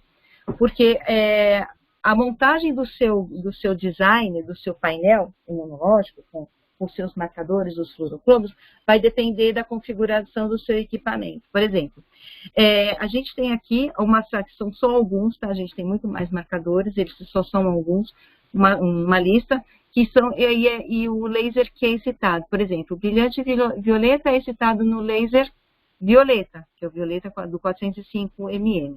O PE é excitado no laser azul, que é o mais comum, né? Esses dois lasers são os mais comuns no citômetro. Então, você tem o Blue, né, que é o 488, que excita o PE, e o Red, o APC, que ele é excitado no vermelho. Por que eu preciso saber isso? Porque se você montar numa configuração, por exemplo, um brilhante violeta, você vai colocar, vou colocar um brilhante violeta, um CD4 conjugado com brilhante violeta, porque é o seguinte, o citômetro ele não reconhece o marcador, se ele é 4, se ele é 8, ele vai reconhecer a fluorescência que aquele marcador, o comprimento de onda que aquela fluorescência vai imitar com a excitação do laser, tá? Então, para ele não faz diferença se ele é 4 ou se ele é 8, o que vai fazer diferença é o fluorófilo que você vai usar na sua célula. Então, aqui, você tem, se você for usar um brilhante violeta, por exemplo, e o seu citômetro for um Paxcalibur que não é equipado com o laser violeta, você não vai conseguir sinal. Então, porque ele não vai excitar, porque o violeta, por questão matemática, né, de comprimento de ondas, o laser blue, né, o vermelho e o azul, eles não excitam a molécula do BV, 421. Uma outra importante é saber os filtros que você tem no seu citômetro. Tem aqui uma listinha de filtro. Porque se você excitar também a molécula do BV no laser 405 e você não tiver esse filtro 450, ele não consegue captar a emissão da fluorescência, tá? Uma outra coisa que vocês têm que se atentar são, na escolha dos fluorófilos, são por como eles são excitados e quais os filtros que o comprimento de onda é captado. Por exemplo, o Alexa Fluor 488 e o FITS, os dois são excitados no laser azul, né, o 495, e os dois são captados no filtro 530/30, ou seja, eu não posso usar esses dois fluorófilos no mesmo experimento, porque o citômetro não vai saber quem é, por exemplo, o 4, o Alexa Fluor e o 8 FITS. Ele não vai saber quem é um ou quem é o outro, ele vai reconhecer como uma única fluorescência. E eu vou mostrar para vocês no gráfico lá embaixo, tá? Um outro exemplo aqui é o PE, né? O PE ele usa o filtro 585/40 e o BV, o brilhante, né? O 570, usa o mesmo filtro. Posso usar esses dois? Pode. Neste caso, pode. Por quê? Porque o PE é excitado no laser azul e o brilhante é excitado no laser violeta. Então, eles têm comprimentos de ondas e, por cálculo matemático, eles pegam os sinais diferentes, tá?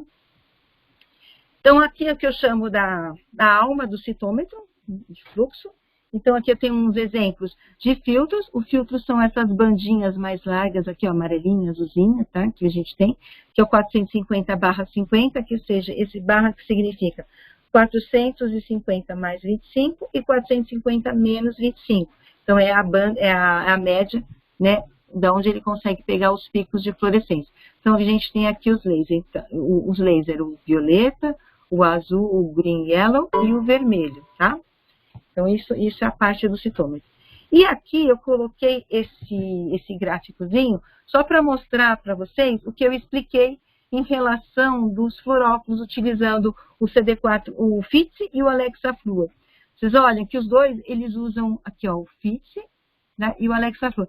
Eles usam o mesmo laser, excitado pelo mesmo laser e usam o mesmo filtro. Então, tá vendo? Eles têm a mesmo comprimento, a mesma excitação. Então, nisso, você não consegue diferenciar quem é um ou quem é o outro, tá? Então, por isso que é importante vocês saberem a configuração do citômetro também.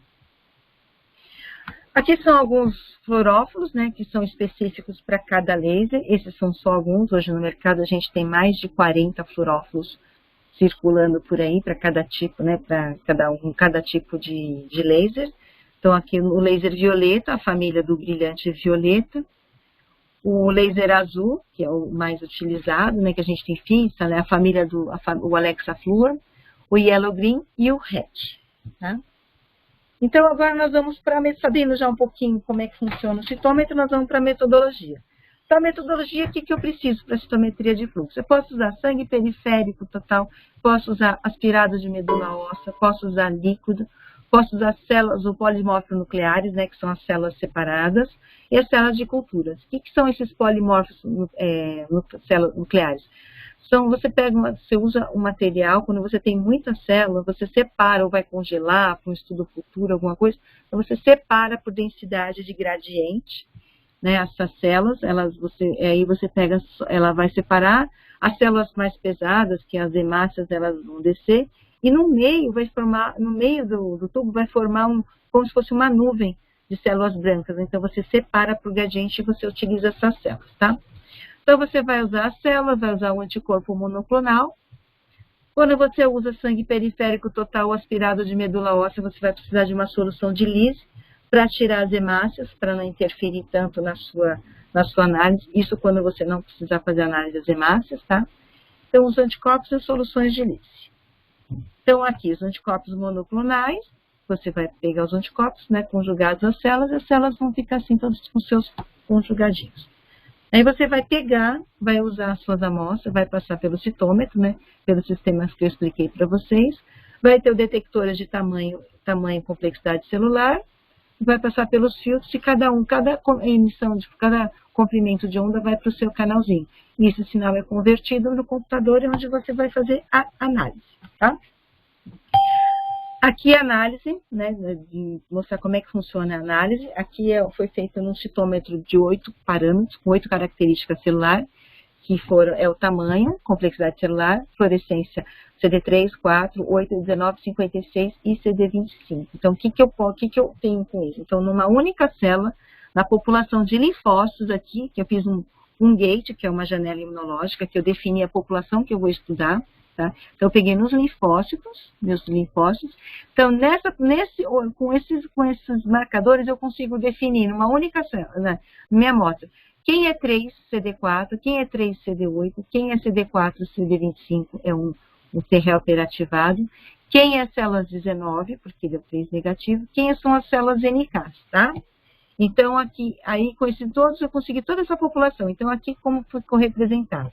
Então, aqui eu tenho CD3, CD8, a minha população CD3, CD8 positivo, que são as minhas T citotóxicas, a minha CD3 positivo e CD8 negativo, e a minha negatividade para as duas populações.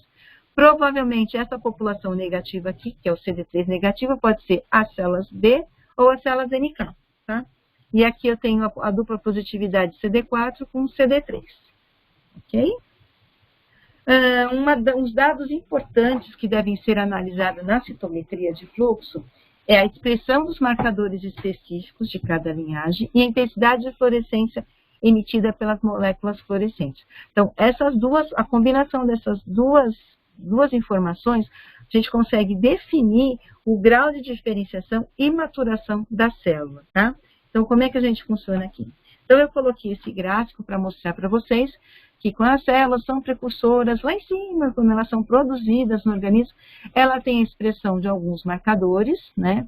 CD34, por exemplo, CD38, e conforme ela, CD90, e conforme ela vai sofrendo a maturação, ela vai ganhando alguns marcadores e perdendo outros. Então, a gente sabe o grau da maturação pela expressão desses marcadores específicos. Então, eu coloquei aqui as células, as progenitoras. Uma coisa que é bem importante, ela é CD34 altamente, né, ela tem bastante receptores de CD34 e pouco de 45. E conforme a maturação, ela vai diminuindo a expressão do CD34 e aumentando a expressão do CD45, tá? O CD45, ele vou explicar um pouquinho deles, ele é um panleucocitário, então ele está em ele acompanha as células desde o comecinho até o final. Então, a gente fala que ele é o queridinho dos hematologistas, que é por ele que a gente consegue definir, localizar algumas populações, tá? Então, aqui são alguns marcadores específicos de algumas linhagens, né? Então, a gente tem, da célula B, a gente tem o CD19, célula T, o CD3, células dendríticas, as plaquetas, natural killers, as hematopoéticas, tá? Então, aqui são alguns marcadores específicos da sua linhagem. Então, agora a intensidade. Por que a intensidade ela é importante, né? E o que é a intensidade de fluorescência? A intensidade ela é proporcional ao número de anticorpos ligados naquela célula. Ou seja, se você tem uma célula que tem dois receptores, um exemplo, tá? Dois receptores daquele marcador PNC4 fits, então ele vai marcar, ele não vai ser tão fluorescente, ele vai ser uma fluorescência bem timidazinha. Agora, se tiver bastante receptores, né? Então, bastante anticorpos vão ligar dentro, ele vai ter uma luz bem mais forte. Então, você consegue visualizar. Então, aqui é uma intensidade, se ele fosse bem aqui, você pode vir até aqui.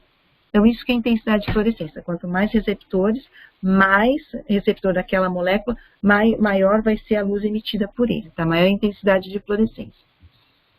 Então, aqui para mostrar para vocês como é que funciona a intensidade de fluorescência, né, do CD34 e 45, ó, o CD34 vai diminuindo, até antes de chegar no sangue periférico, ele já perdeu, então vai perder, como se estivesse perdendo a luzinha. E o CD45, ele vai ganhando cada vez mais, de acordo com a maturação, ele vai ganhando cada vez mais receptores, é como se acendesse uma luz, né, para ser bem iluminado, tá? Como eu falei para vocês, o CD45 é um panleucocitário, tá? Então, aqui, mostrar uma diferença da intensidade de fluorescência usando o CD45. Então, aqui eu tenho um gráfico dos linfócitos do sangue periférico normal, né? Onde eu tenho a minha população de linfócitos. Lembra que eu falei que o CD45, ele, de acordo com a maturação, ele vai expressando mais ainda. Então, o linfócito é uma célula madura. Ele já saiu da parte da medula, então ele já está no sangue periférico. Então, ele tem maior expressão de CD45. Aí os monócitos e os granulócitos. Aqui nesse lado eu coloquei um exemplo para a gente ver a diferença. Aqui é uma população, um sangue periférico com presença de blastos. Então, assim, ó, você verifique que a população de 45 aqui, ela é de menor intensidade, são umas células mais imaturas. Então, o CD45 a gente consegue definir a população e selecionar a população de estudo aqui, tá? Então, aqui são os blastos, linfócitos, monócitos e granulócitos, certo? Aqui um exemplo que eu coloquei para vocês, semelhante ao anterior com o CD3, mas utilizando o CD45. A gente tem o gráfico de tamanho e complexidade celular, para a gente ver aonde está essa população, e a gente tem a 45 com a complexidade celular. Então, nós fizemos um gate, né, uma região aqui, na população de CD45 positivo de baixa complexidade celular, né? Então, nessa população 45 positivo, com 3 eu tenho as minhas células T. Dentro dessas células T eu consegui avaliar quem é a 8 e quem é a 4. CD45 com CD19 positivo são as minhas células B. E o CD45 com o CD56 positivo são as minhas células NK, tá? Isso também foi avaliado no citômetro de 8 parâmetros, com a combinação dos fluorófilos, né? FITS, PE, PCP, APC, APC-SI7 e PSI7, tá? E normalmente, né, que eu falo assim, para tomar cuidado para montar os painéis, normalmente nos laboratórios de diagnósticos, eles já têm os painéis de anticorpos pré-definidos. Essa definição dos marcadores que vai ser utilizado tem em relação aos critérios morfológicos, né, porque primeiro você faz, normalmente os laboratórios fazem uma análise morfológica, né, um hemograma, um mielograma, para ver as características da célula. Então, ele já tem uma noção de quais os marcadores que eles vão utilizar e os critérios de protocolo utilizado em cada laboratório também, tá? Então, um painel definido em relação ao morfológico e ao protocolo seguido pelo laboratório. Aqui eu coloquei para vocês um exemplo de uma definição de painel, né? Um tubinho que o pessoal, normalmente, para as doenças linfoproliferativas crônicas, que eles fazem uma combinação de alguns marcadores para poder definir qual o o painel definitivo deles. Então, eles usam painéis com marcadores B, com marcadores B, T, o CD45, né, que ele vai marcar imatura ou madura, que vai definir se a população, assim, quem é a população que tá em evidência ali. As imunoglobulinas de cadeia leve, CD5, 19, o TCR, né, os receptores de célula T, e o CD3 de superfície, e o CD38. Então, dependendo da positividade, né, desse que é o primeiro tubo, né, que eles chamam o tubo inicial, né, que vai te orientar, eles vão para o painel definido de cada doença, tá? Bom, falamos um pouquinho da citometria, agora nós vamos falar um pouquinho da imunofenotipagem, importância nas doenças linfoproliferativas crônicas, tá? Então, a gente tem que falar um pouquinho de histórico, né, que a citometria de fluxo ela originou no final dos anos 50, fazia parte de contagem das células, e a princípio ela fazia aquela parte de tamanho e complexidade celular. Então, ela separava as células por tamanho e complexidade celular, não mais do que isso, tá? E mesmo sendo simples assim, a hematologia e a imunologia, elas foram duas áreas que mais impulsionaram o desenvolvimento da técnica de citometria e que foram mais beneficiadas com essa técnica, tá? E com a evolução da técnica, aparecimento, né, conhecimento de novos marcadores, novos fluorófocos, a utilização da citometria de fluxo ganhou outras áreas também de estudo, além de diagnóstico e estudo e pesquisa, tá? Então, a gente tem quais aplicações da citometria de fluxo? Nos diagnósticos, nas doenças hematológicas, são as leucemias agudas, leucemias crônicas e linfomas, doenças residuais mínimas, quantificação de célula CD34, quantificação de célula 4 e 8, análise celular e viabilidade. E na pesquisa, a parte de pesquisa de célula C reguladora, imunologia inata, imunologia humoral, citocinas, quimiocinas, proliferação celular e muito mais. Hoje nós vamos dar o ênfase no diagnóstico, tá? Então, assim, a aplicação da metodologia, né, ela inclui determinação da linhagem envolvida, como eu mostrei para vocês, que de acordo com os marcadores celulares a gente consegue ver qual as células que está com problema, né, na definição do painel. A análise de maturação celular, quando você vê os marcadores, para você saber se ele é mais maduro ou mais imaturo, tá? A heterogeneidade da população e a presença de fenótipos aberrantes nas populações malignas, coisa que você não consegue ver no olho nu, né? Em lâmina você não consegue ver marcadores aberrantes assim. E isso vai ajudar muito na parte da escolha do protocolo de tratamento e no monitoramento da doença, que é onde a gente usa a doença residual mínima e o transplante de medula óssea, tá? Vamos falar um pouquinho das leucemias agora. As leucemias, elas é um grupo heterogêneo de doenças malignas que sofre algum problema no sistema hematopoético e que se origina numa célula precursora defeituosa, né, que teve problemas genéticos e vai ter uma transformação proliferal ou clonal. De acordo com o grau da diferenciação, as leucemias são divididas em duas formas, agudas e as crônicas, tá? Hoje nós vamos falar das crônicas. E o diagnóstico delas era sempre feito na parte de critérios morfológicos e citoquímicos, que reconhecia apenas, né, no caso das linfóides, né, apenas, das células, apenas quem era linfóide e quem era mieloide. Então, não conseguia definir quem era do subtipo B ou subtipo T, tá? Então, vamos lá das doenças linfoproliferativas, né? Então, das linfoproliferativas crônicas. Essas doenças, elas são consideradas um grupo heterogêneos, que são caracterizadas por expansão monoclonal e um acúmulo de linfócitos, que aparentemente maduros. Então, ele tem uma vantagem proliferativa ou de sobrevida em relação aos linfócitos normais.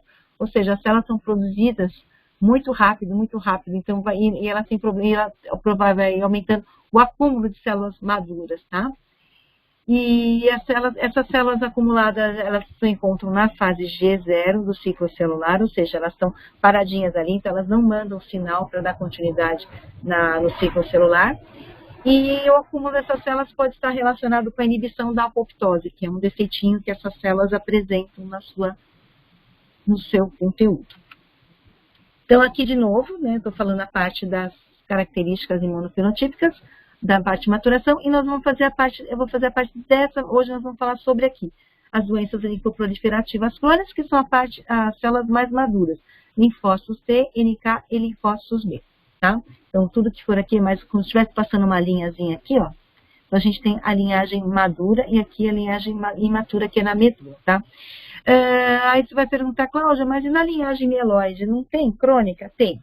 Tem crônica também, que é conhecida como a leucemia mieloide crônica.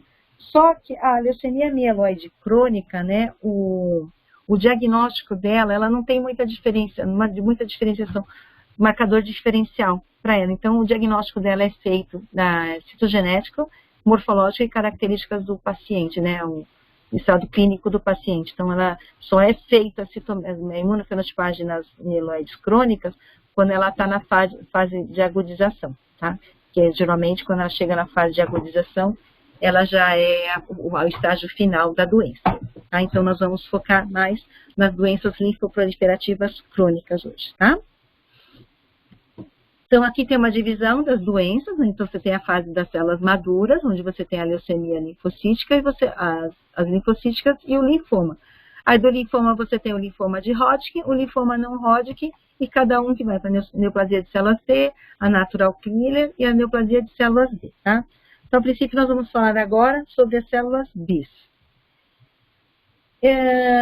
As leucemias crônicas, né, como as agudas, que eu falei na aula passada, ela também tem um aspecto, né, uma característica de classificação FAB, né, que é a classificação francesa, americana e britânica. Então, eles classificaram as células com características morfológicas e citoquímicas. Então, algumas aqui são só as principais, tá? Nós temos bastante células, principalmente linfoma, tem bastante células, bastante definições. Então, você tem leucemias linfóides crônicas, as linfóides crônicas mistas, promielocítica. Então, cada uma vai de acordo com a sua característica morfológica e a localização de suas células, tá? Então, aqui estão. Então, a gente tem as células, a célula B madura. Então, dependendo de onde ela está, de onde ela é localizada, né, principalmente nos linfomas, você tem um nome. Então, você tem no linfonodo, você tem a célula folicular, o linfoma de célula folicular. Você aqui na parte do baço, você tem o linfoma de zona marginal, o folicular também, as pequenas. Então, dependendo da localização, você tem o nome de cada linfoma, tá? Aqui também, só para mostrar quando a gente fala é uma linfoma da zona do manto, mas para saber onde que fica a localização, tá? E a diferença entre leucemias e linfoma é a localização, tá? Leucemias são as células, as leucemias linfóides são as células, elas são circulantes no sangue, tá? E os linfomas, eles são mais localizados em tecido, né? Nos linfonodos, nos tecidos linfóides, né? Que a gente chama de tecido linfóide. Então, de acordo com a Organização Mundial da Saúde, o diferencial das doenças linfoproliferativas são baseados nos aspectos clínicos do paciente, morfologia, citogenética, estágio de maturação das células, a linhagem onde ocorreu a transformação, né, que eu mostrei para vocês, se é zona do manto, se é centro germinativo, cada uma tem um nome de onde ela é formada, e os marcadores celulares específicos, né, que você pode fazer pela imunofenotipagem ou por imunistoquímica, quando é a parte de linfoma, quando você faz a biópsia do material, então você tem ali o seu tecido, então você pode fazer no tecido, tá? Porque lembra que a imunofenotipagem, ela só faz marcação em células em meio líquido, em suspensão líquida, tá? E de acordo com aqui uma curiosidade, né, de acordo com a Organização Mundial da Saúde, existem 60 tipos de linfomas, tá? Não vou falar de todos, hoje vou falar só dos principais, certo? Então, as leucemias, né, a mais comum é a leucemia das doenças linfoproliferativas crônicas, é a leucemia linfocítica crônica, tá? Ela é o que a gente sabe que é uma doença linfoproliferativa, que ela tem um aumento de linfócitos maduros no sangue periférico, tá? Alguns casos são diagnosticados quase que por acaso, porque as doenças crônicas, ela tem a característica dela é uma de evolução lenta. Então, em algumas características, alguns sintomas do paciente são confundidos com outras doenças, né? Então ela fica mais difícil vocês conseguir diagnosticar logo de cara. Então, às vezes, assim, por acaso que teve um aumento de linfócitos, né, aí no hemograma, aí o médico vai investigar e aí vai para o exame de imagem, né? Então, assim, normalmente algumas pessoas não têm sintomas e o diagnóstico é feito por acaso mesmo, tá? Ela tem um caráter lento e progressivo, né? Como eu falei, que ela é muito devagar, então ela tem uns sintomas, né, que são característicos também, parecido com outras doenças, tá? Ela origina de uma proliferação neoplásica, né, da célula indiferenciada lá na parte, na medula, né? E com o passar do tempo, elas podem se espalhar pelo corpo e instalar em baço, linfonodo e fígado também. Tá? Então, em mais de 90% dos casos da LLC é do tipo B, são raros os casos do tipo T. As LLCs do tipo T têm mais a incidência relativa alta em doenças de caráter hereditário, secundárias a algumas infecções virais específicas. No país ocidental, ela corresponde até 30%, e no Brasil corresponde a 33% das leucemias em adultos. Nas leucemias, ela ocorre algumas alterações importantes, né, que resultam em processos linfoproliferativos, e inversamente também. As alterações imunológicas, que aparecem em várias doenças, também pode levar ao desencadeamento de uma linfoproliferação maligna, que pode ser ou uma LLC ou um linfoma. Tá? Então, aqui, antes da citometria de fluxo, né, nós temos o hemograma, a morfologia. Você pode ver que são células bem características dos linfócitos, são pequenininhas, né, com alta relação núcleo-citoplasma, quase não se vê o citoplasma. Então, a característica são células pequenas, relação núcleo-citoplasma grande, quase não se vê. Uma cromatina densa, a gente fala que a cromatina densa, não sei se vocês se lembram da aula passada, que eu mostrei dos blastos, o núcleo, né, do blasto, ele é um azul mais clarinho, então ele é mais frouxo, tem uma cromatina mais frouxa. Então, as células mais maduras, eles são mais densos, então eles ficam mais, a coloração fica mais forte, né? Fica um roxinho bem forte, dependendo da coloração que vocês usam, tá? Essas manchas de Grumbach são manchas que são características da LLC, o que o ajuda a diferenciar das outras doenças linfoproliferativas, tá? Porque as características das células são bem parecidas. E também, sem a citometria, não conseguia saber se era do subtipo B ou do subtipo T. Tá? E também a parte do hemograma, você tem muita parte do olho também, né? Então, aqui a gente sabe, falei que se tiver a sombra de Klinscher, já é uma característica que já manda para uma LLC. Tá? Mas quando você não acha, então depende muito do ponto de vista de quem está analisando, tá bom? Em 1899, como eu falei para vocês, né, da classificação FAB, de que ela tinha uma classificação FAB, que é a parte morfológica. Em 89, também os mesmos critérios que utilizaram para a classificação das leucemias agudas, utilizaram também para as crônicas, que aí surgiram, né, incluíram a morfologia, imunofenotipagem e citogenética no diagnóstico. E com a introdução, né, da parte da imunofenotipagem, foi possível diferenciar os subtipos de LLC e linfomas, de célula T e célula B. Tá? Então, aqui são os anticorpos, né? Repetindo aqui, para cada tipo de célula a gente tem um anticorpo específico para a caracterização da sua célula. Aqui são os painéis imunofenotípicos que você usa para fazer a definição das leucemias, LLCs e linfomas non-Hodgkin, né? Então, você tem a parte B, todos os marcadores 19, 20, 23, sendo que o 19 é um dos mais importantes, tá? O 19 ou o CD79B. E aqui a gente tem o perfil imunofenotípico das doenças. Então, a gente tem todas as doenças assim, pela classificação FAB, ó. LLC, a leucemia prolinfoticítica, linfoma de célula do manto, linfoma folicular. Lembra que eu falei que a célula do manto, folicular, as células do esplênica marginal, essas células, ela depende da localização que elas estão, tá? Então, na parte da maturação do baço. Então, a gente tem aqui, então, a diferenciação dos marcadores. A gente vê que o CD19 é presente em todas elas, CD20 também. O CD5, embora ele é um marcador considerado T, mas ele não é exclusivo da linhagem T. Né? Então, ele é um diferencial bem grande, principalmente nas leucemias, nas LLCs, tá? Quando ele tem coexpressão com o CD5, com o CD20, ele é super importante, que é uma característica dessa célula, tá? E os outros marcadores que a gente vê aparecendo, tá? Que são específicos de cada linhagem.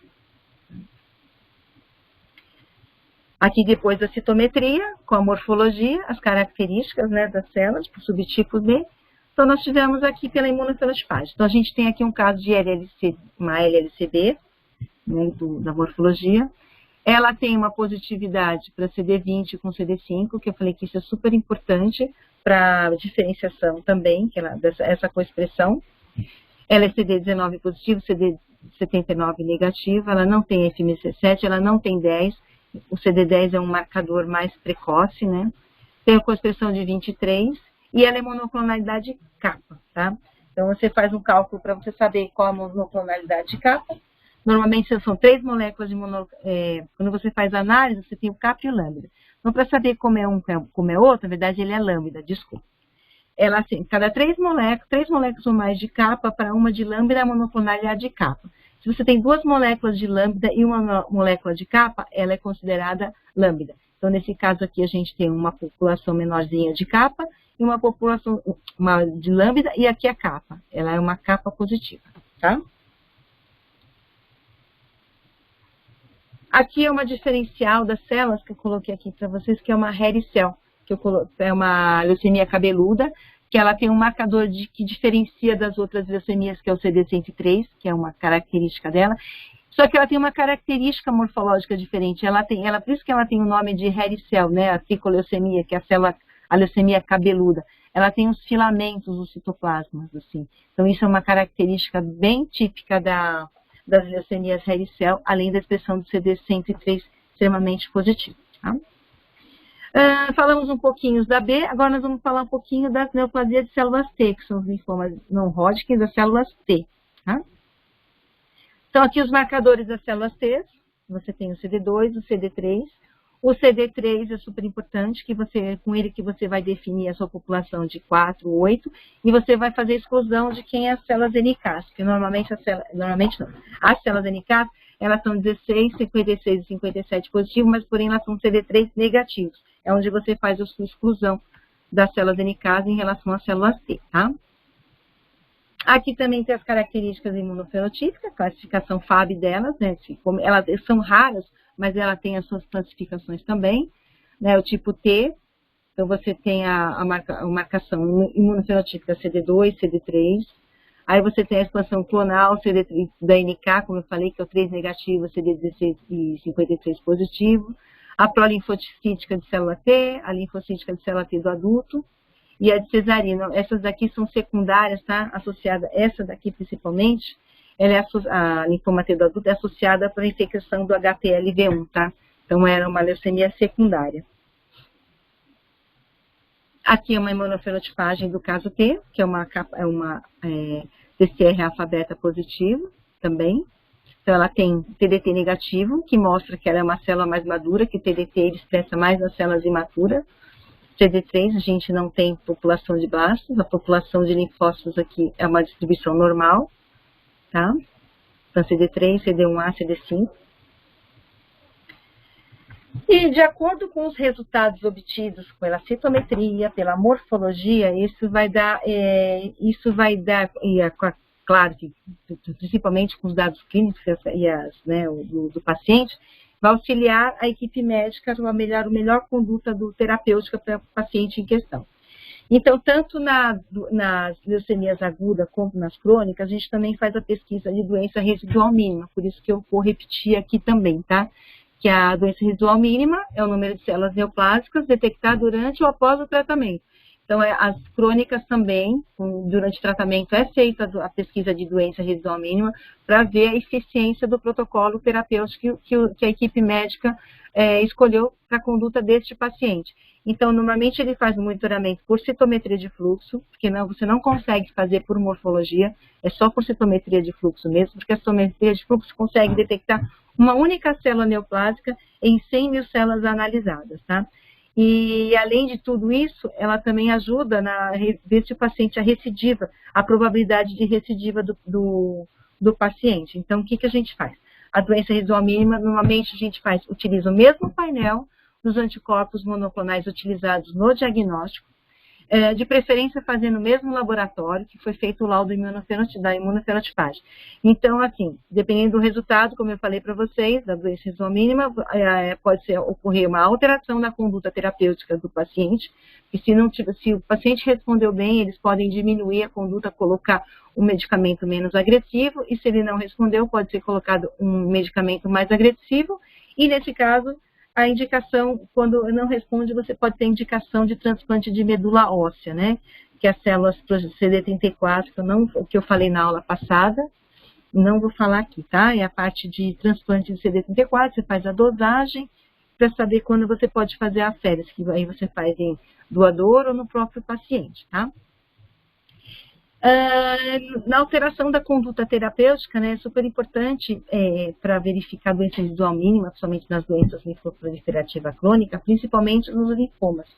E hoje no mercado, nós estamos com uma inovação que é para as imunoterapias, ou a terapia gênica, né?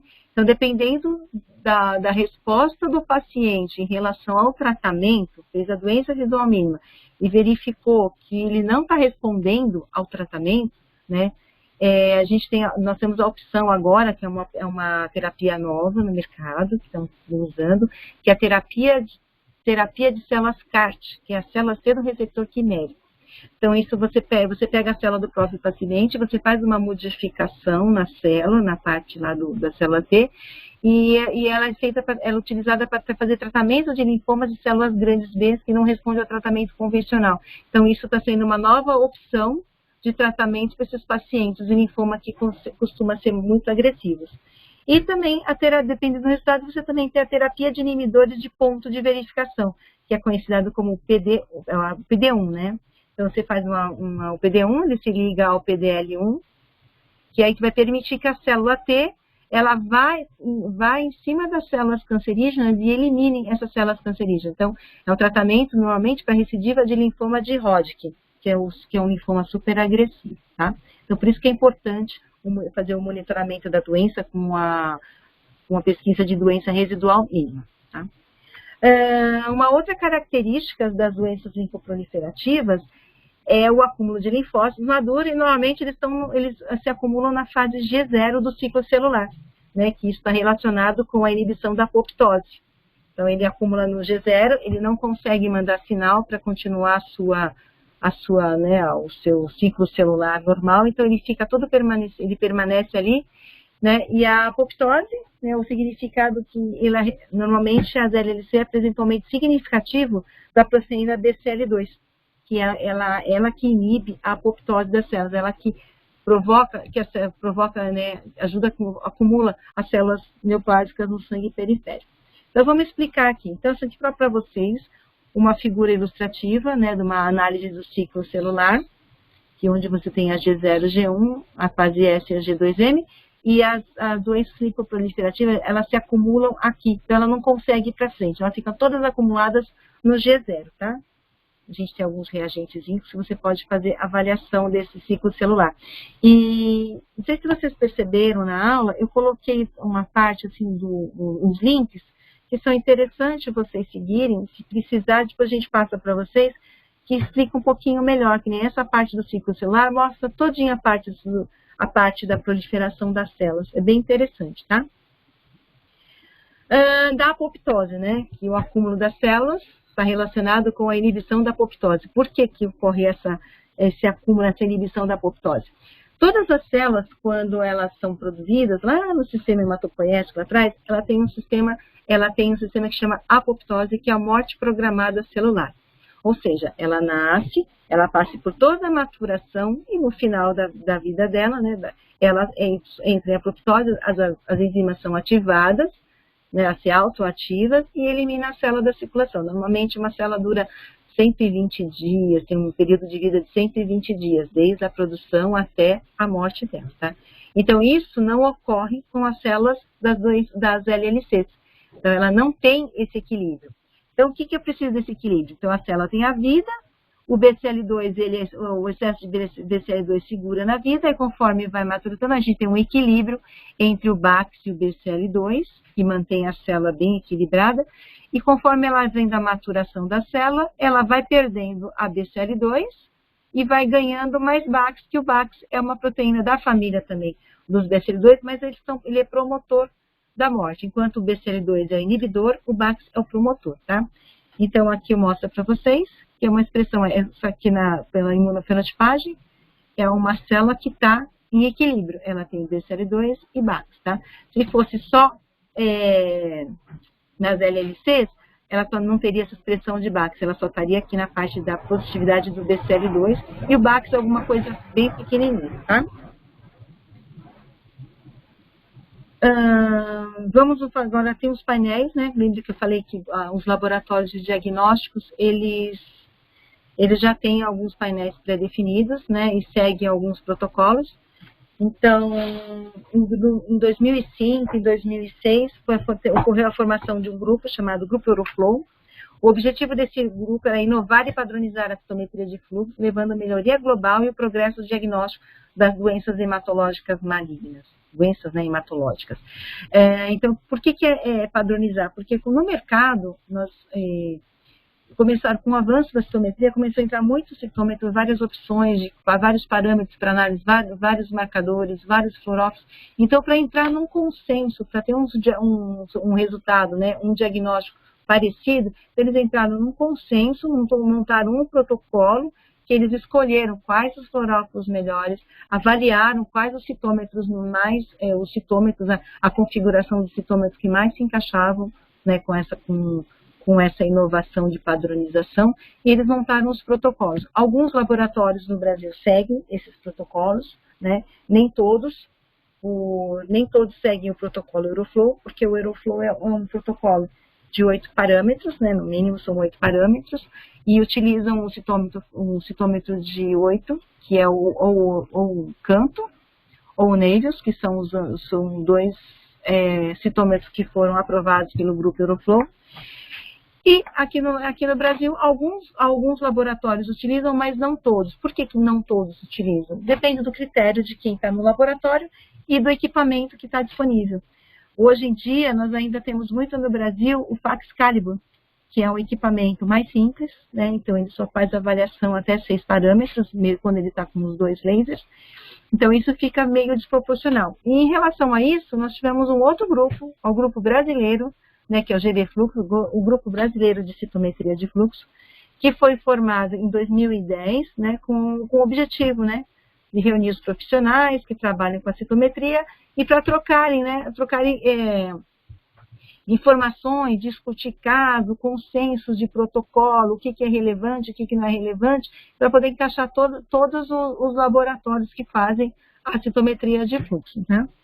Então, eles fazem reuniões periódicas, com discussões, estão sempre fazendo reuniões para discutir qual o melhor painel, qual o procedimento que tem que seguir com cada caso, com cada resultado. Isso é bem interessante.